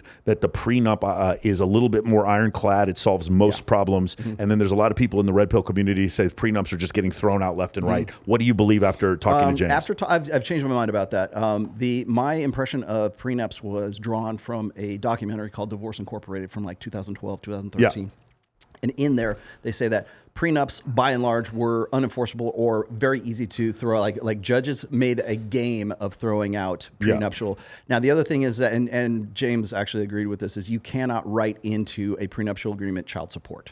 So if you have 3 kids, you're not going to be able to get around child support. You might be able to get around alimony, but you're not going to get around child support. So that's something. But I think I've kind of like come to a different conclusion, because he's the one who's telling me, hey, look, if you get it done by legaldocuments.com or something like that. If you have it LegalZoom. If you get it done by LegalZoom, it's probably going to get thrown out. But if you have it done by like a real attorney who knows what he's doing, and you're paying, the reason you're paying him that money is so that it is ironclad. So I think I'm a little bit more on the fence. He agreed with me with the child support thing, but I think I've sort of changed my mind about prenups. I would $2,000 for prenup is what he said. It's still just as hard to get a woman to agree to a prenup in 2014 as it is in 2023. Goes, the only thing more, what he said, the only thing more expensive than a good divorce attorney is a bad divorce attorney. And the only thing, you know what I'm saying? And the only thing more expensive than a prenup is not having a prenup. Yes. So that's really interesting. I'm looking forward to a discussion with James. Erase that and then put the pencil in again. Dude, James is kind of like a nuclear bomb for this whole discussion. He's the only person I know who can talk more than you. You get it? Yeah, he could definitely do a lot of that. And me, by the way. All right, you ready to go viral? Lana, you ready to go viral? Here we go. Here we go. All right. I have never drank one of these, okay? So we're going to have some Prime. We got to explain who is this? Okay, so the Prime is owned by Logan Paul. He's one of the purveyors of Prime. So we're going to discuss Logan Paul here. And here we go. Cheers. Here we go. First time I've ever drank this. This is mango orange. I like it, orange mango. Ooh, you're right. It tastes like a sweet tart. Okay, so I know Derek More Plates, More Dates has been pretty critical of this stuff. But yeah, it tastes like an energy drink. That's what it tastes like. A little bit, like not so medicine-y. It's not Celsius, but Yeah. So, well, it's got more flavor than Celsius, It's I only think. got 10 calories. How Yeah. bad could it be? Yeah, for sure, man. How much aspartame is in So let's this? see, we got 200 milligrams of caffeine. Sugars. Okay, That's a lot of That's not caffeine. unfair, but there's a lot of things. Like a fucking rain has 200 milligrams of caffeine, 0 sugar, 300 milligrams of Rain. electrolytes, and it's vegan. Okay, that's interesting. All right, cool. I don't have any. This is all right. Everything that is on this can, it's vegan, it's organic, it's this or that. By the way, there's the FDA has to approve all that Yes, shit's for sure. on the can. All right, so let's go ahead and talk about probably the most contentious discussion that there is. What happened? No, my favorite was I'm changing my genetics. if you guys should watch the Derek More Plates More Dates thing where he goes into it. Logan Paul sends a message to Derek More Plates More Dates, who was very critical of Prime. He says there's some stuff in here that's very mid, and some of it might not even be healthy. And he goes over it for 2 hours and 38 minutes and just dismantles this drink. Okay. The thing is, afterward, or like he did a small one. Later on, he did the 2 hour and 38 minute one. Logan Paul then tags him and calls him a virgin. Derek More Plates More Dates. I assure you, that man is probably not a virgin. Has any number of women he can get. And he goes in there and he sends he forwards an email to Derek More Plates More Dates saying something to the effect of, "This is my son. He was lethargic. My son had no energy, wasn't doing well in school, and had trouble concentrating." And Derek, of course, with the proper response states, "If your child is having trouble in school and needs a fucking energy drink with 200 milligrams of caffeine in order to behave properly, your child has fucking diabetes or pancreatic cancer." And he now has epilepsy. And he has epilepsy. Like if this is the solution, then the problem is fucking fucked. That's the point you're missing, Logan. Okay, again, don't dislike Logan. Met him twice. Like I said, I met him twice. Nothing but nice to me. Met him at the Versace mansion in Miami one time. We joke because we care. We do, yeah. Want nothing but the best for you. So let's talk about the situation with Logan Paul.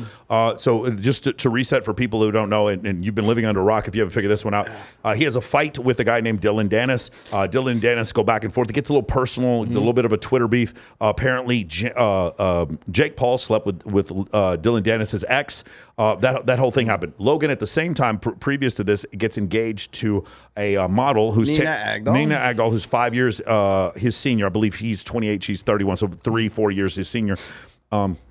And in doing so, states that she's an angel and all this kind of stuff. The thing is, he does it publicly, and he fully intends on having people talk about his engagement and his relationship. And look, listen, I told the first time I went on Fresh and Fit, I knew that every woman I dated from that point on was going to be scrutinized by people in this community. Yeah. Like, I just knew that was the case. And we've seen the same thing that has happened with every single person in this community. They go over, "Oh, you dated this girl and she isn't hot." Every single pickup coach, as soon as you do this, as soon as you get into this space, which is your online content creator, everyone knows who your partner is, everyone knows who you're sleeping with, this kind of stuff, and you're judged on it. Yeah. So he does this, and he specifically, in one of his interviews, he makes the statement, he goes, "It's okay if you talk about me, but you don't know me." And I'm like, well, you don't know her. That was my response to that whole situation. So what happens is, just for you don't know, a couple weeks ago, he starts posting a couple of pictures of her with men, and then it's more men, and then it's more men. And I start I find some of my female friends who are like very feminist, and they're like, "This is none of your business. Why are you concerned about this?" I did the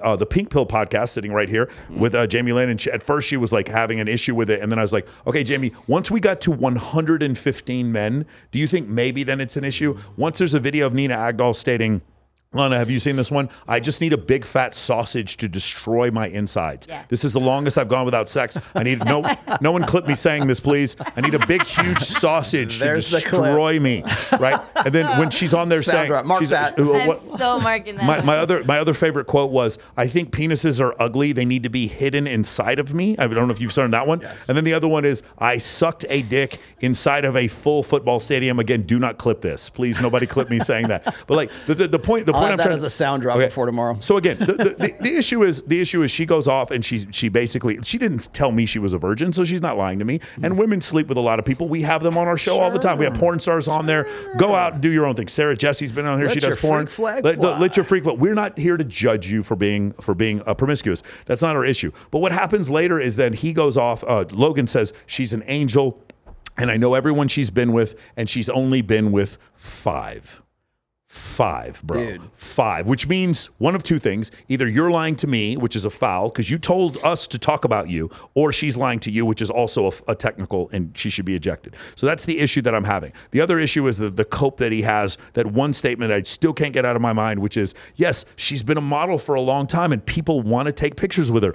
LeBron James wanted to take pictures with her. LeBron James did not want to take a picture with Nina Agdal. Nina Agdal wanted to take a picture with LeBron James, okay? There was no situation. It wasn't, what's his face? Leonardo DiCaprio. He wasn't coming up and touching her face gently because he wanted to take a picture with her. He was fucking Nailing her. Okay? And probably, to my understanding, so was Diplo. And then also we had a situation with what's his face with Sosnick. Here we go.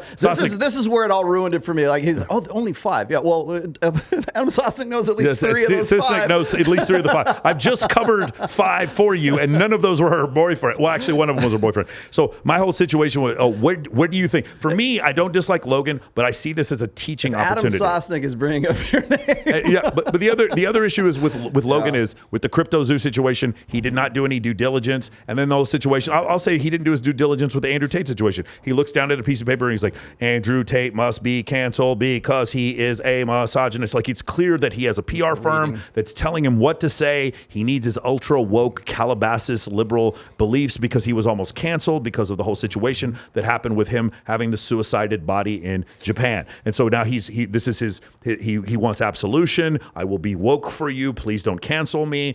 And then that's the whole situation that's going on with that. So I don't know if you have a different interpretation, but that's what I've seen so far. Entirely different interpretation of this. Okay, so here's the deal: is you and I work in what I have colloquially called engagement media. Engagement media. I think I started coming up with that term right after the Dr. Phil show in November of last year, because the old school media was very controlled. When I went on the studio for Dr. Phil, everyone in the audience has a who's going to ask a question already has a 3x5 index card. This is what you're going to ask. It's all tightly controlled. So there is no chat box. There's no chat. There's no super chats. You don't get to engage with it.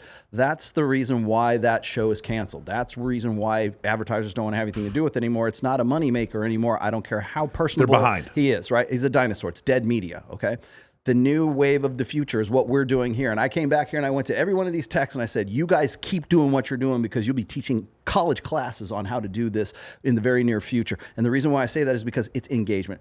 Why is it so pervasive? Why is it so entertaining? Is because the people who are in the chats, the people who are in, feel like they have some sort of control over the narrative of the show. Like when we do Access Vegas, or I do my live show, or Fresh and Fit does their show, whoever's doing it, there's a chat window going on. And Brian at whatever podcast, to his credit, he only reads like $100 super chats. And so he's making money hand over fist as a result of that. But the fact of the matter is the people who are in that chat, they want to feel like they're part of the show. They want to think that if I ask this question, it will change the course of the conversation that's going on at this table. And it often does. Yes. Okay. That's the appeal. It breaks down the fourth wall. So it's not just us having a conversation with everyone here and just sort of trying to be like entertainers on a stage or something like that. The audience actually is the 3rd or 10th person that's sitting at the table with us as well. And everybody can get in on that chair. That's engagement media. So when we look at it from the terms of a live stream, that's easy for our heads to wrap around. OnlyFans is also engagement media. So people want to give you a tip, like the ladies, take your clothes off, do this to him, do that to him. It's all this other stuff. They get to feel like they're actually part of what's going on the other side of the screen. So you take that model and you use it in so many different ways. Well, the thing is that when you got somebody like Adam 22 and you got now somebody like Logan Paul, you have these guys who have taken that to the nth degree right now. So this is the meta scale version of, say, a live stream or OnlyFans or whatever else that has audience participation, right? So what's happening is you get a guy like, say, Adam 22, who will say, I feel really bad about allowing my wife to finally go have sex with the black guy with Jason Love. Jason Love, right? And so what happens is you build this narrative, and it's almost like Wag the Dog. It's already pre-scripted. They already know what's going on, and they know what's the conversation and what that moral outrage is going to be. So you get Matt Walsh going, I can't believe that somebody would let somebody bang their wife. And then you've got even Andrew Tate jumps in on this, talking to Tucker Carlson about like, well, he's not a real man because he's being cucked. He's choosing to be a cuck, right? And so you've got that conversation now. That's in a completely different realm than, say, the red pill. And we're, of course, everybody in the red pill is like, yeah, he is. Who would possibly do something like that? We're used to it. outside of the red pill. Now it's what I call outrage brokership. Yeah, but do you think it's fake though? Like I do think Adam 22 was pressured to say, hey, we've had all these threesomes, and I know you want to fuck. The fact that we can't have that conversation and say yes or no, that's the engagement. Oh, I agree that it's engagement, but I just disagree that it was fake. I actually do think Lino said something to the fact, like, he wanted to be progressive because he's probably been shamed by all his porn friends. Why don't you let your girl fuck these other dudes? And he broke down, he gave in one time, and then that's essentially what happened. He's not like, he follows some red pill people, but he's not hardcore red pill, right? And so I think that's one of the situations. And put it this way. I was there at the studio at No Jumper on the same day that Destiny was there, that Sneeko happened to be there, and John from Modern Life Dating happened to be there. That's a hell of a coincidence. And then that was the first time that Adam 22 was talking about cuckoldry to who? The most notorious cuckold on the internet, blue-haired Destiny, saying, well, how do you deal with this, Destiny? Like, it's not just happenstance that he's doing this. What I'm saying, I think it's both. Like, I think the Weather Channel reports on the tornado, but didn't create the tornado, but the ratings go up because there's a tornado. So it's like the California forest fires. We're talking about the fires. We didn't light the fires, but we're going to go and. Oh, no, I'm sorry. It was a laser beam from space that created the forest fires in Maui. Not arson. There's no possible way that someone just lit the goddamn thing. It had to be a laser from space. Yes. Got it. Okay. Oh man, we could do a full. You just ruined the show. Everyone in the comments is gonna be like, I can't believe they don't believe in direct energy weapons. Yes.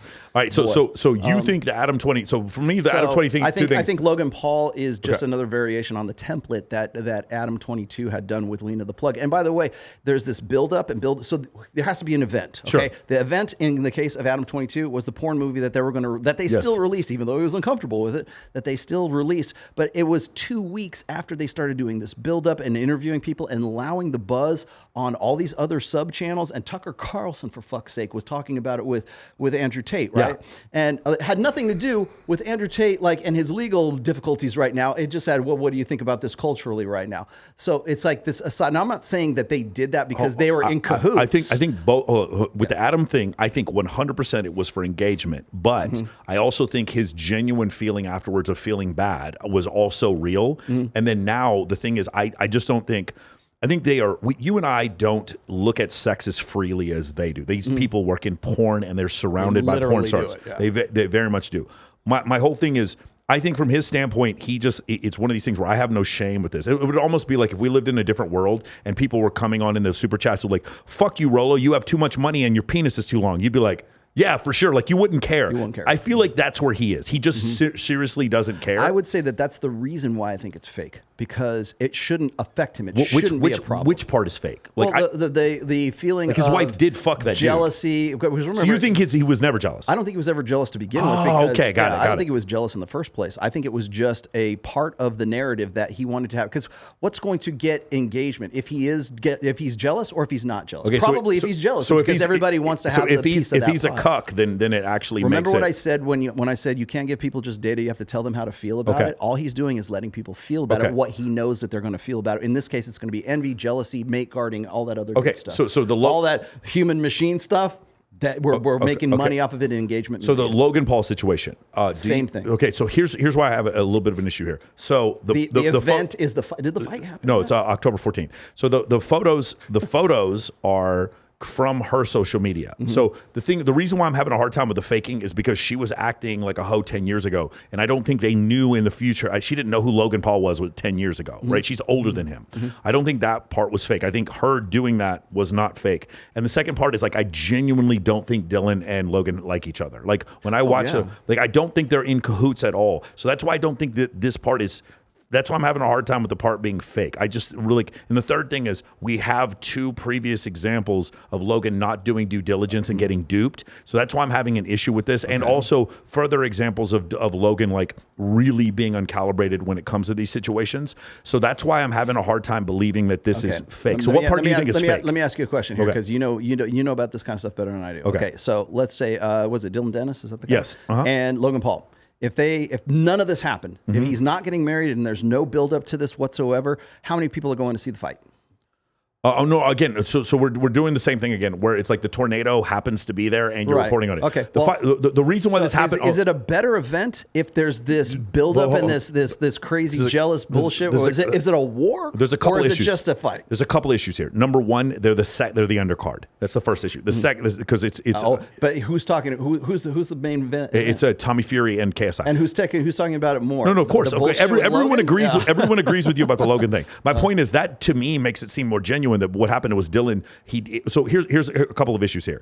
I think what happens is it's a combination. The fight causes the shit talking. The shit talking, then the gloves are off. If somebody wants to talk shit about me, it's not that big of a deal. But when you go too far, now I'm going to go too far back. So talking about your mama. So now the shit talking has gotten too far. The too far shit talking now includes the fiance and all this other kind of stuff, and the engagement spikes up because he has incontrovertible proof that she has at least been around a lot more men than she was claiming before. And we can go back 10 years. Who do you think's the favorite, Dylan or Logan at this point? For a stand-up fight because of his reach. And I don't mean technically. I mean popularity-wise. Who wants who to win? More people want Dylan to win. Want Dylan to win. The thing about Logan is he carries with him, because he's a pro wrestler, he carries with him the heel card. Like he always knows a significant. Again, look at their hairstyle. Logan and their hairstyle is the pomp Roman Aryan god who comes through and just wants you to, like, they kind of want you to hate them because they understood that that's what made them popular. An archetypal, like, physiognomy is real. Yes. Okay. So there is the guy who looks like the villain and the guy who looks like They want to look like Flash the villain. Gordon. Yeah, they want. There's Ming the Merciless, and then there's Flash Gordon. Which one's Flash Gordon? Which one's Ming the Merciless? They want, well, more. I think more people, if you were to ask, like in general, more people want to see Dylan win. But the thing is, in general, most people want to see Jake Paul lose every fight he's in. Yeah. And most people want to see Logan lose every fight he's won because they just want to see these kids from Pretty boys get Calabasas. their butts kicked. Exactly. That's what happened. And like, I don't need to see them lose. But if you want to talk about who's the favorite in the ring, because Logan has more experience as a stand-up boxer, more reach, and he like more experience there, and he's just generally bigger. And Dylan has never done stand-up fighting, and he's an MMA champion. I would say Logan is the favorite. Well, okay, so if I'm going to bet on the fight, then I'm going to bet for that guy. There's one other thing, though. I do seriously consider this. I believe that Logan is probably taking PEDs. We've seen some photos, but that's not good for boxing. And like I'm telling you right now, if I was going to go to a doctor and say, hey, I'm going to fight in a fight, what should I take? Like things like Tren and Test are not. No, they're not good ideas because they'll make you hit harder, but you will lose because of the high red blood cell count. You're actually going to have a hard time with your O2. So I would see he needs to be leaner and take maybe albuterol at the most or HGH, but he's too young to take HGH. So I think that's what. And again, I may be talking out of my ass, but that's taking like anabolic or androgenic steroids, like supplements, in order to try to get bigger and more muscular is a bad idea for a fight like this. So that's why I think it's not good for cardiovascular. So I would actually say I'm thinking Dylan may. And the other thing is, it seems to me Dylan is taking his training much more seriously than Logan. And while Dylan may not be a stand-up boxer, Dylan is a martial arts practitioner, and he knows how to train. And that includes diet and cardio. And in those cases, I think Dylan, because he was a former world champion, may have a leg up on Logan. So let's rewind the tape just a little bit here. Do you not think that Logan Paul knew what Nina Agdal's history, her sexual history was whatsoever? Again, because of the crypto zoo thing. Now, here's why I think why I think you're wrong. Okay, because of the production that was made. I'm going to have people, and I know it's Logan Paul. I got it, but I'm going to get down on one knee, and where were they? Maui, Hawaii, before the fire, France or something. Before the direct energy weapons hit. He's there, and he's putting the ring on the finger, and I can't believe it. It's a dream come true, right?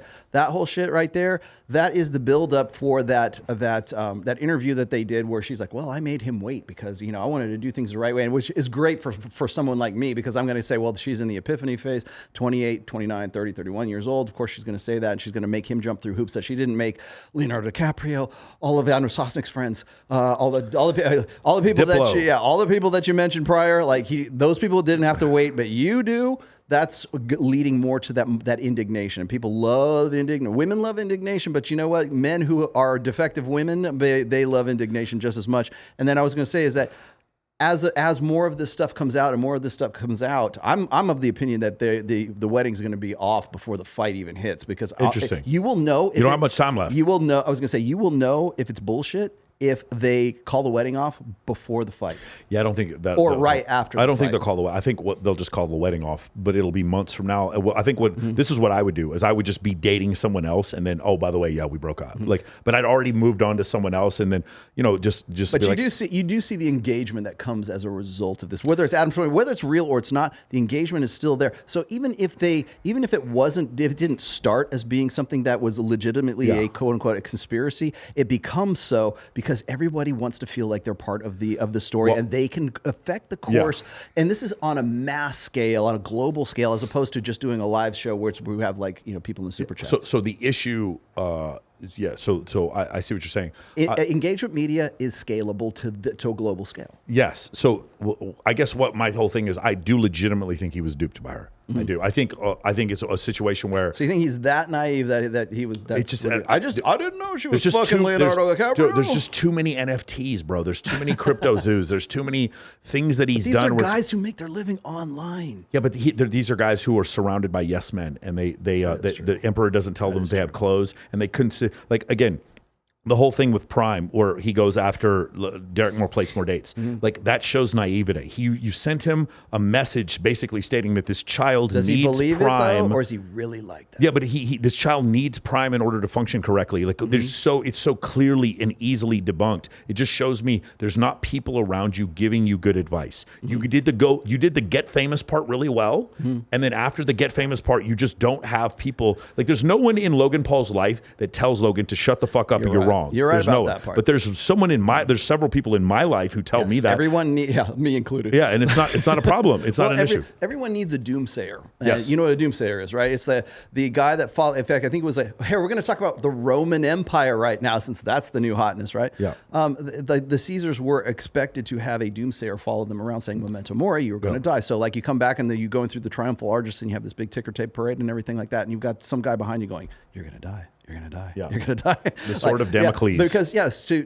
sort of keep that guy grounded. You're not a god. You're not a god. You're going to die, right? You have mortality, that kind of stuff.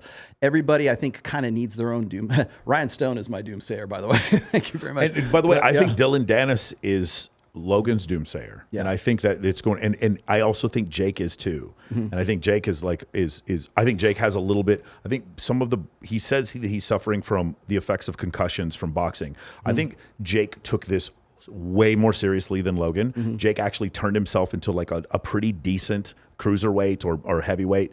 And I don't know that Logan. I think Jake would beat the shit out of Logan. One of the more lucid things that I've heard Kanye West say, and not many these days, but like one of the more lucid things I've heard him say is that once you become famous, you stop growing. Because people's livelihood depends on them telling you what you want to hear. Yeah. And so therefore, if you make the worst fucking album in the world and people go, "Oh man, it's great. They just don't understand your genius, Kanye," that kind of stuff, then you stop growing. It might be the worst piece of shit in the world, and you're going to put it out there because everybody around you is telling you it's great and it's really not, and it sucks. Yeah. Like you're never gonna grow any more than you already have, because too many people their interest in you is to tell you what you want to hear, because if they don't, then their dog doesn't get fed and their kids don't get fed and they can't keep the lights on at home. Yeah. We're going to switch topics. I'm going to go to the bathroom real quick. Okay. Give me about 30 seconds. Sure. That's what we do here. Prime has got me peeing on myself. I'm telling you, you're going to get epilepsy.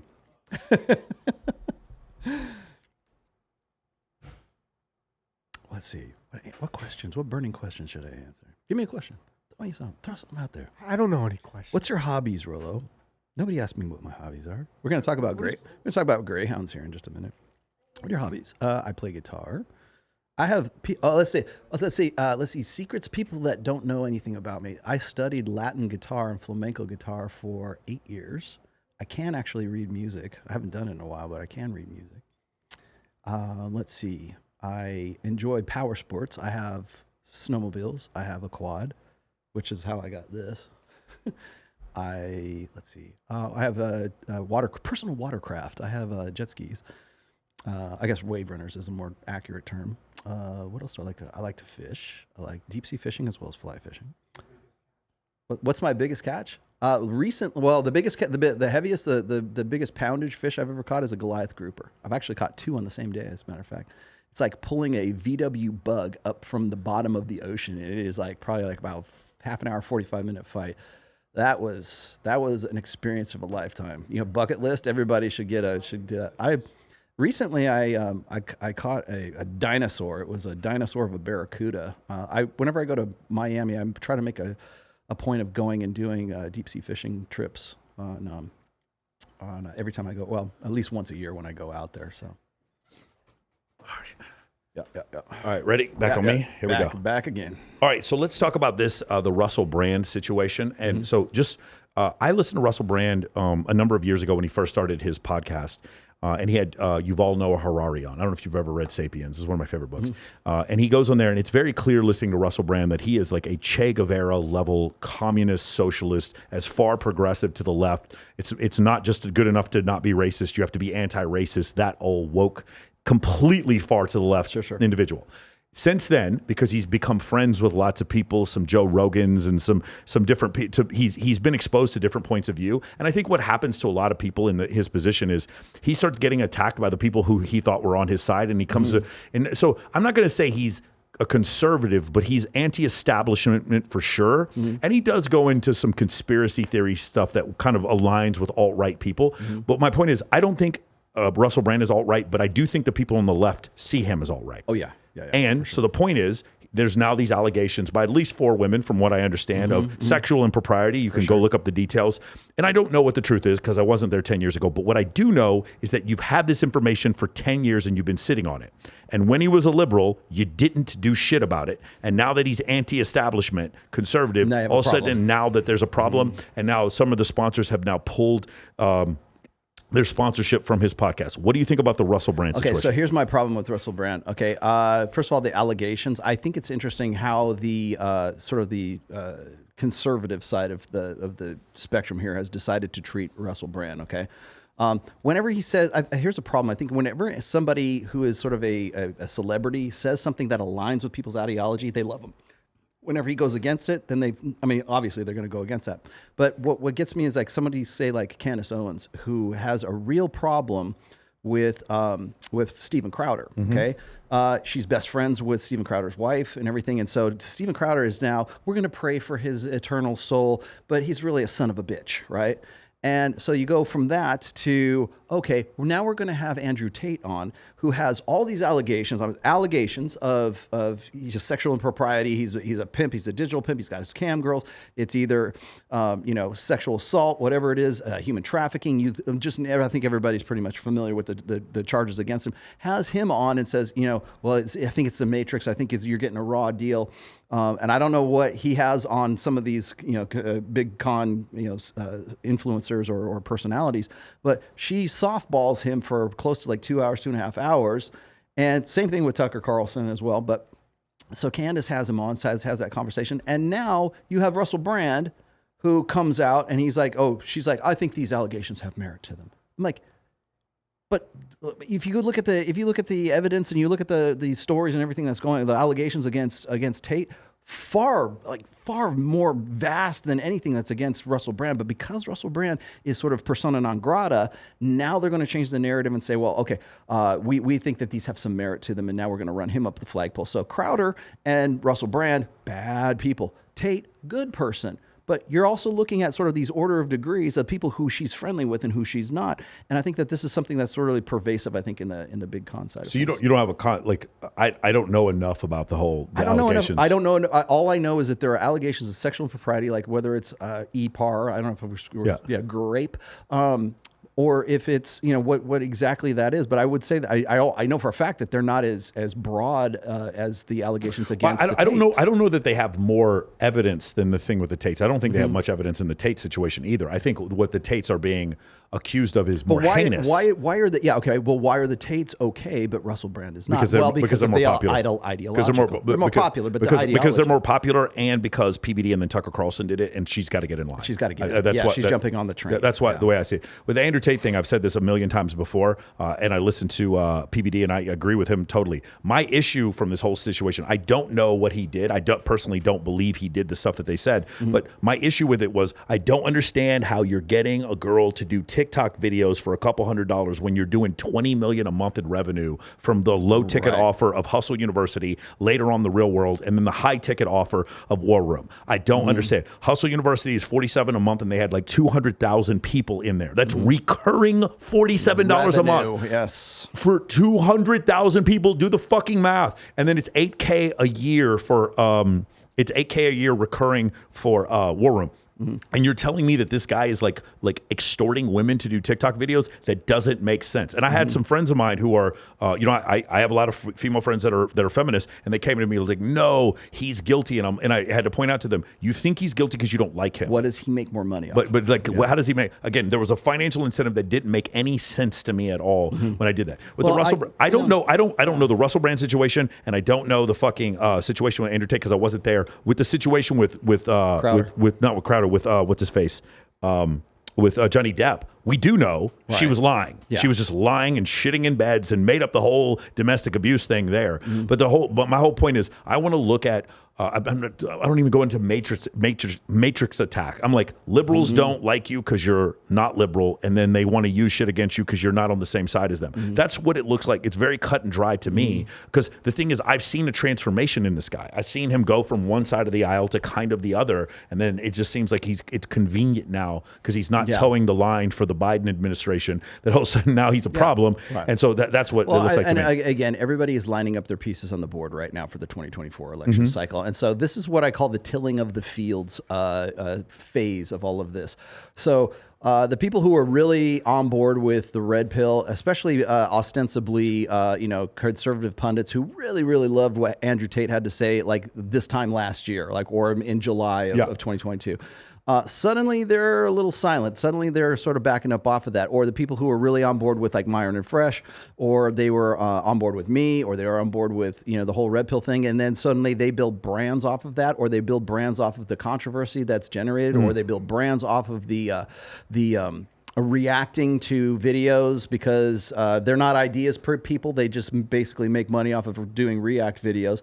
And so you'll have these people, and I've seen several of them right now, who are like ostensibly red pill creators, and they'll say something like, well, I'm no longer red pill, or I'm red pill adjacent, or I'm leaving the manosphere, I am sunsetting myself, or as I think it was Destiny was on Adam Sosnick's show just recently saying, I'm done with the red pill arc right now. When you say something like that, I realize it's a grift for you.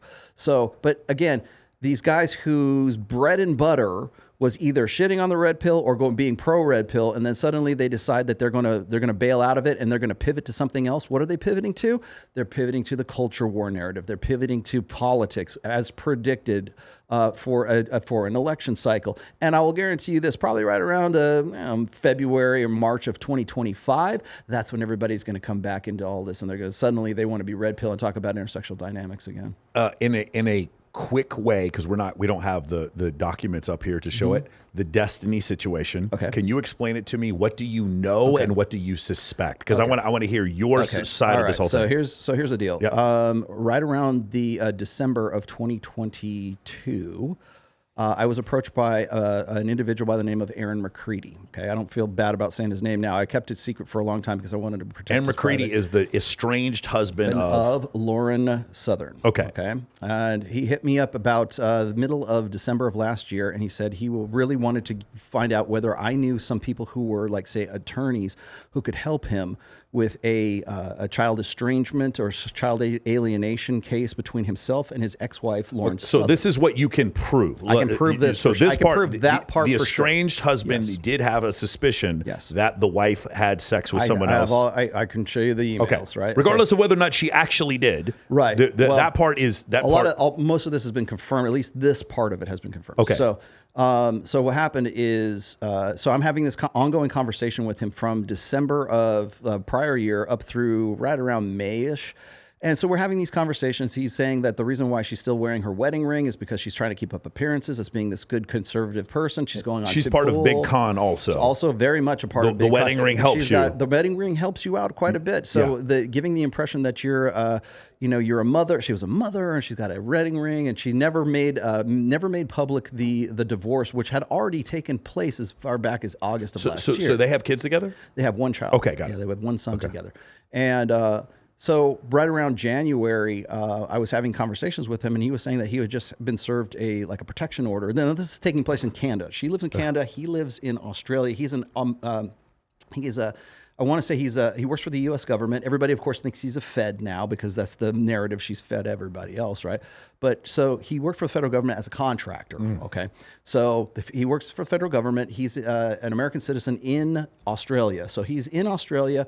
And she's in Canada. They had a relationship going together. She mentioned she wanted to get out of doing, the political punditry kind of thing and be a traditional mother. That wasn't enough because apparently she's got ADHD or she's got borderline personality disorder or something else. This is according to him. Okay, I'm not saying it's right or it's wrong. I'm just saying this is what's been related to me. This is what I said before. What do we know and what do we can prove? This was related to me. Okay, so. Through a series of dozens of emails with this guy, he was just saying, I don't understand why she's wearing her wedding ring on Tim Pool when she hasn't been married to me for X amount of years. I even put out a tweet at one point with a picture of her with her wedding ring on. I said, why is Lauren Southern still wearing her wedding ring, right? Well, I think that was probably a shot across the bow for her. And right around, it was like the end of May or the beginning of June, that's when she did this sort of come to Jesus video about like how she's confessing that, okay, I haven't been entirely honest with you guys. I am actually not married anymore. I was wearing my wedding ring because, I felt like we were going to get back together, but we never did. And he kept telling me a whole different story. Now, did he express to you from this point any sort of infidelity on her part that he could prove? Several times. Okay. Now, again, this is, one of the things is sort of corroborated. I can say that. So one of the rumors. Oh, here comes Rollo. He's the gossip. I'm just relating to you what my conversation. I want to point this out. So, I don't care if she was cheating. My point is the husband is expressing to you his belief or his corroboration that he believes she was cheating. Okay, keep going. So where you say it's nobody's business. Well, it's his business. It's his business because he was married to her. Yeah, and they have a child together. Yes. So there was talk that she was also involved with Andrew Tate back in 2020. Very similar situation to what happened with Andrew Tate and Mikhaila Peterson as well. So she was supposed to be in love with him. Tommy Robinson from the UK, who was, I guess he was a journalist. He was jailed for a little while and he's out now. Right around the time that the Tates ended up getting arrested, he comes out publicly and basically alluding to the fact, and actually using audio recording of Lauren talking about this. So that's the corroboration between about what? About Lauren having sex with who? With Andrew Tate. Okay. So there's a relationship with Andrew Tate while she's married or after she's this divorced? Is after this would after be the divorce. This would be afterwards. So her intent of them getting back together. No, I'm sorry. No, it would have been before. It would have been before, but they were already separated at that point. Okay. But the intent of them getting back together doesn't seem genuine from that. Her relationship, according to her ex, this takes place back in 2020. Okay. Which again was corroborated by Tommy Robbins in the first part of this year, in January this year. So that's why I asked about it. He confirmed it for me. Then there was I don't know if this is still a truth or not, but there was a relationship between herself and Tim Pool. Okay. And then there was also a relationship between herself and Destiniy. Okay. And so that's when I said, okay, well, what was going on with Destiniy? And he told me, he said that they had a child together at some point, or that there was at least a pregnancy scare. She had told her ex-husband, and again, I have the emails to corroborate this, had told him that there had been a child. Whether or not it was born or it wasn't born, don't know. But again, if it turns out that she did have an abortion as a result of some sort of involvement with Destiniy, then that sort of ruins the wedding ring and the conservative. So she told him she was pregnant? So she told Aaron McCready that there was a relationship there, and he asked about it. He said that they had confirmed that it was a girl. I don't know how many. So Aaron McCready, the estranged husband, or at this point divorced, confirmed that she was pregnant by someone. And everyone on sort of Destiny sort of crew, and according to this another influencer, Chud Logic, was saying that it's like the most open secret on that side of things, that there was a relationship between Lauren Southern and Destiny at some point. But she's a divorced woman. The problem is she's just wearing separated, divorced. She's wearing a wedding ring. Yeah. Okay. Yeah. So according to Aaron, the divorce wasn't final until like July or August of 2022. So So all this is going on, and as this is going on, that's right around the time when I start talking about this. That's right around the time that Lauren does her "Come to Jesus" video, where she's like, she confesses that she's really not, married anymore, and the things that were going on with her husband and all this other shit. So right around June is when I start getting these emails from some anonymous source saying that they were an X-ray tech or a CT tech or it was an ultrasound tech, and they had confirmation that like paperwork confirmation of an admittance form that showed that Lauren Southern had come into like in British Columbia, had come into get a fetal monitoring ultrasound. Well, it turns out that the whole thing was a big ass hoax. But I was led to believe that this thing was Can you just in a respect for time? Can you talk about how you know this was a hoax and Lauren Southern was the person? I know it's a hoax because they all came clean about the hoax. Okay, so they did a YouTube video or a stream? I think what they were doing is they were hoping I was going to go public with it, and I wasn't going to go public with it. And I'll explain to you why. My wife has been a CT/X-ray tech for her entire career. Okay. I showed her this, okay? She's been an X-ray CT tech for something like 20, 25 years, right? Well, pushing 30, really. And so she's looking at the form. She says, these look pretty legit. We showed them to another friend of ours who also works in medical imaging, and it was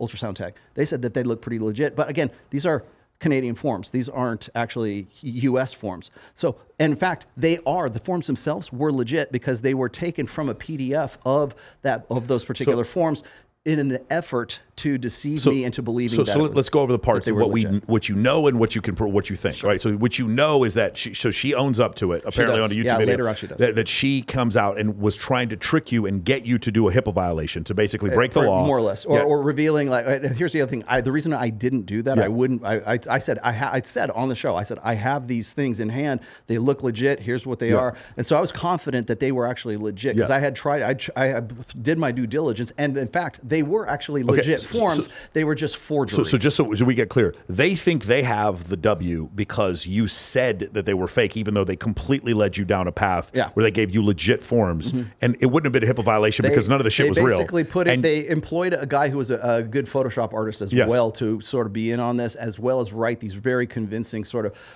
emails. And I could show you these emails too, because I get emails like this all the time, right? So it's like guys who are saying, they might seem a little off, like they're maybe cluster B kind of people. So I'm not thinking that they're not legit, but I'm still kind of suspicious of them. But like, again, I went and I tried to confirm them with my CT tech wife and another friend. Just to make a long story short, they think you took the L because you said you had the content, right? But you didn't take the L because I never made it public because I knew that I would get which by the way was the intent of trying to deceive me in the first place. Because the moment I put them on YouTube is the moment that they go to YouTube and say, this is a doxing, this is a personal violation, it's medical records. And by the way, that's like I don't know if it's a federal offense, but certainly a misdemeanor. Okay. Now my question then is the level of complicity that you can prove that Destiny had. You suspect or you know that Destiny had something to do with I know that Destiny is involved in this primarily because he issued this challenge saying, I will give you $10,000 if you can prove that these are like I'm the father. Basically, I'm the father. And I'm not going to take that either because, first of all, I know he's full of shit. And then second of all, I'm still not going to go and do a HIPAA violation, nor am I going to put my 7-year-long channel into jeopardy by doing that. I'm simply not going to do it. But I said, look, if you want to see these live in person, I'll print them out and you can have a look at them. And so when I was on 21 Adam 22 show, No Jumper, when I was on No Jumper, I had them actually in my back pocket. He wants to say that I was like a pussy and I didn't want to be there at the same time as him. No, I wanted to be prepared because I had the printouts in my back pocket because I had a feeling they might try to ambush me with Destiny, who was there, in fact. And so I actually have the printouts. Glenn Lawrence was with me. I even showed him later on afterwards. I said I was kind of hoping I was going to get it, and I'm glad I didn't because it turns out that they're fake. Well, the reason why he wanted to issue $10,000 challenge, and everybody kept saying, why don't you make them public, make them public, make them public, like all for 2 months long. They tried to do this. They led me to believe that these were legit for 2 long months. That's not a troll anymore. That is collusion is what that is. And it turns out it's collusion not only between Lauren Southern, but also Brittany Venti, also Destiny, and God knows how many people from their community. And they think that it's a win on their part. But the fact is I never made them public. And the only time, and by the way, Andrew Wilson, thank you for doing this.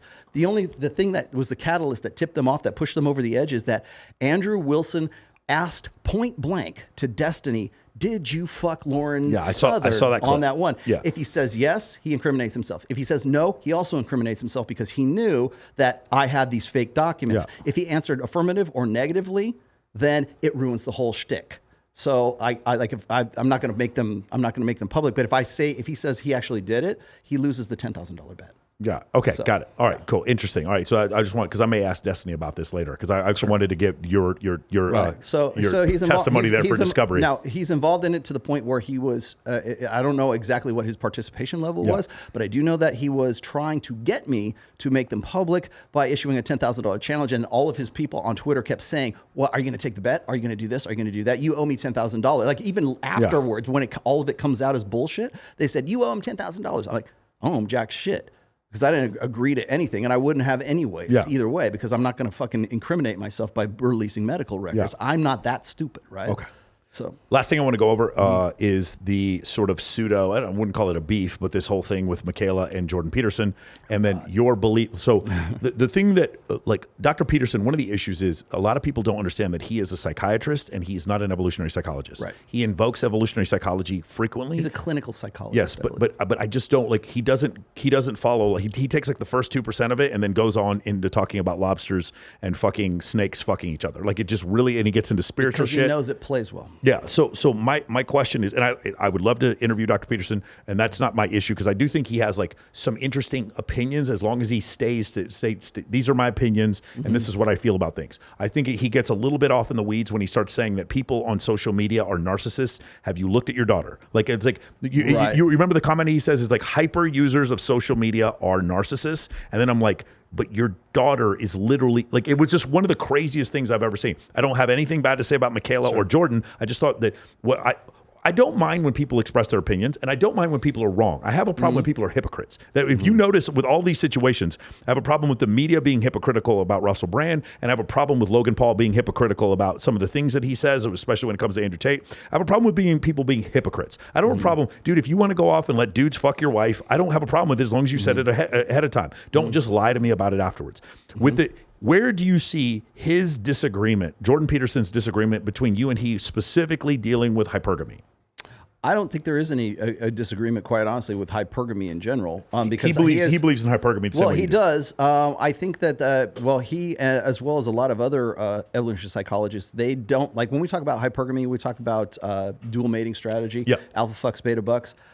Guys who sign on for hypergamy only sign on to the beta buck side of it. Right. They think that, and that's another reson why I had a problem. By the way, I can taste the soy sauce. Again, no, I was just about to say. It tastes like soy. I'm kidding. Like, it tastes like, when you dip the soy sauce. It's like with the fucking. What's I feel like I could dip sushi in this shit. Remember when you have like the stick and you lick the stick and you dick it, you put it into the little dot and that's what it tastes like. It tastes like. Anyway, go ahead. Anyways, I have fought tooth and nail to sort of broaden the definition of hypergamy. You think Dr. Peterson is just half right?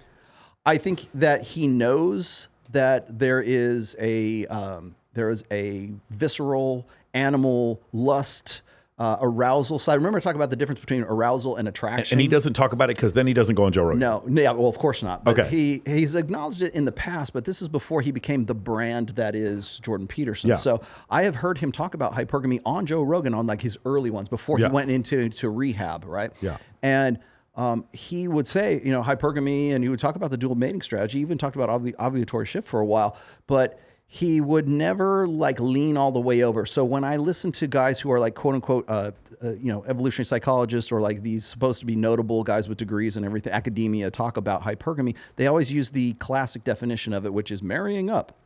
And the reason they stick to that is because it's more friendly, it's more user friendly to say that hypergamy is only about protection, provisioning, parental investment, and long-term security, and all these noble good things about that build stepping up and being a man. Stepping up. Yes. And meanwhile, you and I are at Omnia last night, and we're looking at these chicks who want to go home and fuck. That's what they want. Like, according to these guys, women don't want to fuck. They just want to get married and have babies not with me, one honey. person. Not me, honey. I came home to you. Yes, I didn't do any of that. Yeah, but yes, there were women there that was their intention. He was a good boy. That was a good boy. Yeah, that's exactly. But women want to fuck. Yeah. They never want to acknowledge the alpha fuck's visceral side of it, the short-term sexual as opposed to the long-term security side of it, of dual. So the only thing that exists is we're going to get married, we're going to have babies, and women are blameless, and it's the women is wonderful dynamic. I'm sure you probably heard of that before, where we don't talk anything. We all think women are like, we put them on pedestals. Literally, psychologically, men put women on pedestals, not because of society, not because of like some sort of codependency. It's just we have an innate protector dynamic where we want to put women on a pedestal. And if we didn't, there wouldn't be a species. Exactly. So we'll talk about big head babies on another show. But the long and the short of it is this: is that they want to focus primarily on just sort of the long-term security, because that's what plays well in a gynocentric social order, because it doesn't address the uncomfortable questions. Like I was saying, like the red pill asks uncomfortable questions that don't taste good after the conversation is over. So if I'm going to say, well, if I talk about the alpha fuck side and how women enjoy sex and how they like to have, how they like violent criminals, hybristophilia, 50 Shades of Grey, women tend to search for violent porn far more than men do. Lots of studies and lots of research on that. I can't even imagine having that conversation with Dr. Jordan Peterson, much less, Dr. David Buss or anything else, because they don't want to alienate half of their audience. I literally have heard Chris Williamson say, I don't want to interview Rollo because I don't want to alienate half of my audience. Right.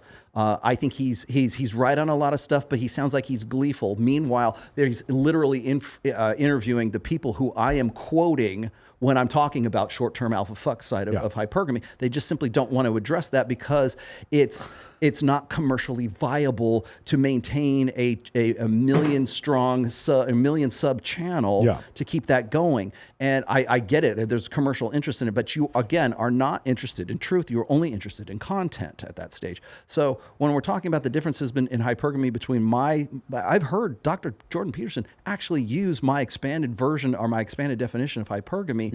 And they'll say, well, you're just Rollo Tomassi. You don't have a degree and you don't have a doctorate in psychology, so you don't get to write the rules and you don't get to make a definition. Meanwhile, everybody else is basically using it as a colloquialism for alpha fucks and beta bucks. Okay. We met about almost exactly a year ago. Yeah. It was the first time we met, we did the show. In the last year, I will tell you that my opinions as far as have changed on a couple of things. Not super, but the idea of marrying someone who's older seems a little bit more difficult to me after seeing the difference. And the reason why is because there were things that say Rich Cooper would talk about are red flags, and I didn't see them as red flags because I wasn't interested in getting married. And now as I look more at them, and some of my female friends are older in their mid 30s, and I ask them simple questions like, would you be willing to change this to get married? And they're like, no. Would you be willing to get rid of your? And I was like, damn, they're right. And it's not out of hatred or animosity, but I just come to this realization that it's you do get to a point where it's very difficult to settle down with somebody in these places. And then also body count. I always thought body count mattered. I think more so now than ever after hanging out with you guys for a year. Is there anything you've been out with me to some fucking crazy stuff? And most humans never get to experience what we experience. Have you changed your opinions or refined your opinions on anything in the last year? I think one of the biggest conflicts that you and I have is can men and women be friends? Yeah. I haven't really changed my opinion on that, although I will say it's been modified a little bit since then. I think that the way you define it and the way that I define it are two different ways, but I kind of understand why you say everybody will say, well, the reason why he says you can have friends is because that's your line of business, right? Again, you don't want to alienate half of your audience, but then in the same respect, it's a lot of the girls that are your friends are also my friends now too, and I understand. I have a better understanding of social proof and pre-selection now because I have experienced it myself every time I'm out with you. Every single time we were in Miami at Babes in Toyland. Oh yeah, I have to be. I as a married guy, I have to be very, very careful of that because it's a very powerful dynamic. So I'm just okay. now it's time to go home. If I'm at what was the last one? Oh, here in Vegas, the Babes in Toyland. I think I told you this. It was right after you had your discussion with that guy talking about debating whether or not cold approach was like superior to like social game or some shit like that. And I'm going, you know what? Both cold approach and social game and pretty much day game, yad stops, whatever the hell you're doing these days. All of that still comes down to one root, or at least from a social and game sense of things. You still got to look good. Don't get me wrong. Like that's the basis. Okay, looks maxers, you win, right? You got to be, lats and everything, right? But the thing is gotcha. But the thing is that all of that stuff, once you get past the attraction or the arousal phase, you still have to be congruent enough with what you're talking about. So you can be the best looking dude in the world, but if you come off as kind of like effeminate and gay or something like that, that's an incongruency between those things. That has everything to do with social proof and pre-selection. So when we're talking about cold approach, I'm not saying cold approach doesn't work, but it still relies on pre-selection. Yes. Because when you're doing that cold approach, she has to look at you and size you up in a split second to see if whether or not the old adage is a woman knows within the first 5 minutes of meeting you if she's going to fuck you. That's not true. It is she knows in the first 5 minutes if she won't fuck you. Right. So all you can do is not fuck it up, or you can just make your case. But that all comes down to, does this guy look like he's congruent with what he's telling me? And my filter is not picking up any anomalies or like my peripheral vision is saying we're alert, or danger, Will Robinson. And so when you look at social proof and you look at pre-selection, I think I have a better appreciation of it now because of like the lived experience with you. Yeah. Hell, we were at Omnia last night. And I was in education. And all we did was just walk around twice. We did nothing, and there were just girls coming up to us constantly. Nothing. And like that's the part like a lot of people don't grasp. I remember the first time I read the Rational Male like in 2013, and when I do, I remember thinking, because I didn't even know what you looked like back then. You didn't have a YouTube channel, and I remember thinking, man, what would happen if I ever got to take Rollo to like one of the experiences I had, and getting to see your reaction at my birthday last year, like watching it, like actually see, because these things we discuss and actually like I studied astronomy and like the idea of a supernova, but like getting to witness a supernova, like getting to witness pre-selection firsthand like that. Firsthand. It was just so amazing. I'll give you an experience. I think I related this to you, but I haven't put this on. I haven't said this on any podcast. It's like we were at Babes in Toyland here in Vegas. Yeah. And I know 90% of the people there. Like Kindly Myers is there. She knows me. I know her. Maya's there. Kylie's there. Yeah. Everybody that I know who's been on this show knows me. So I'm walking around and all these girls come up to me, give me hugs and everything. Hey, I'm Kaylin Franca's there, right? And she's the worst, man. She's like if I hang out with her, I know all the other girls are going to come around me. But so we're going around the club, and then it's not just the girls. It's not just having, being around hot women. It's also, I can't get from one end of the club to the other end and then back again to where you're doing the interviews without having to shake hands with like 10 or 12 different guys. Like, hey, Rollo, I love your stuff. Hey, can I ask you some questions? Like I'm trying to hear over this really loud music and everything.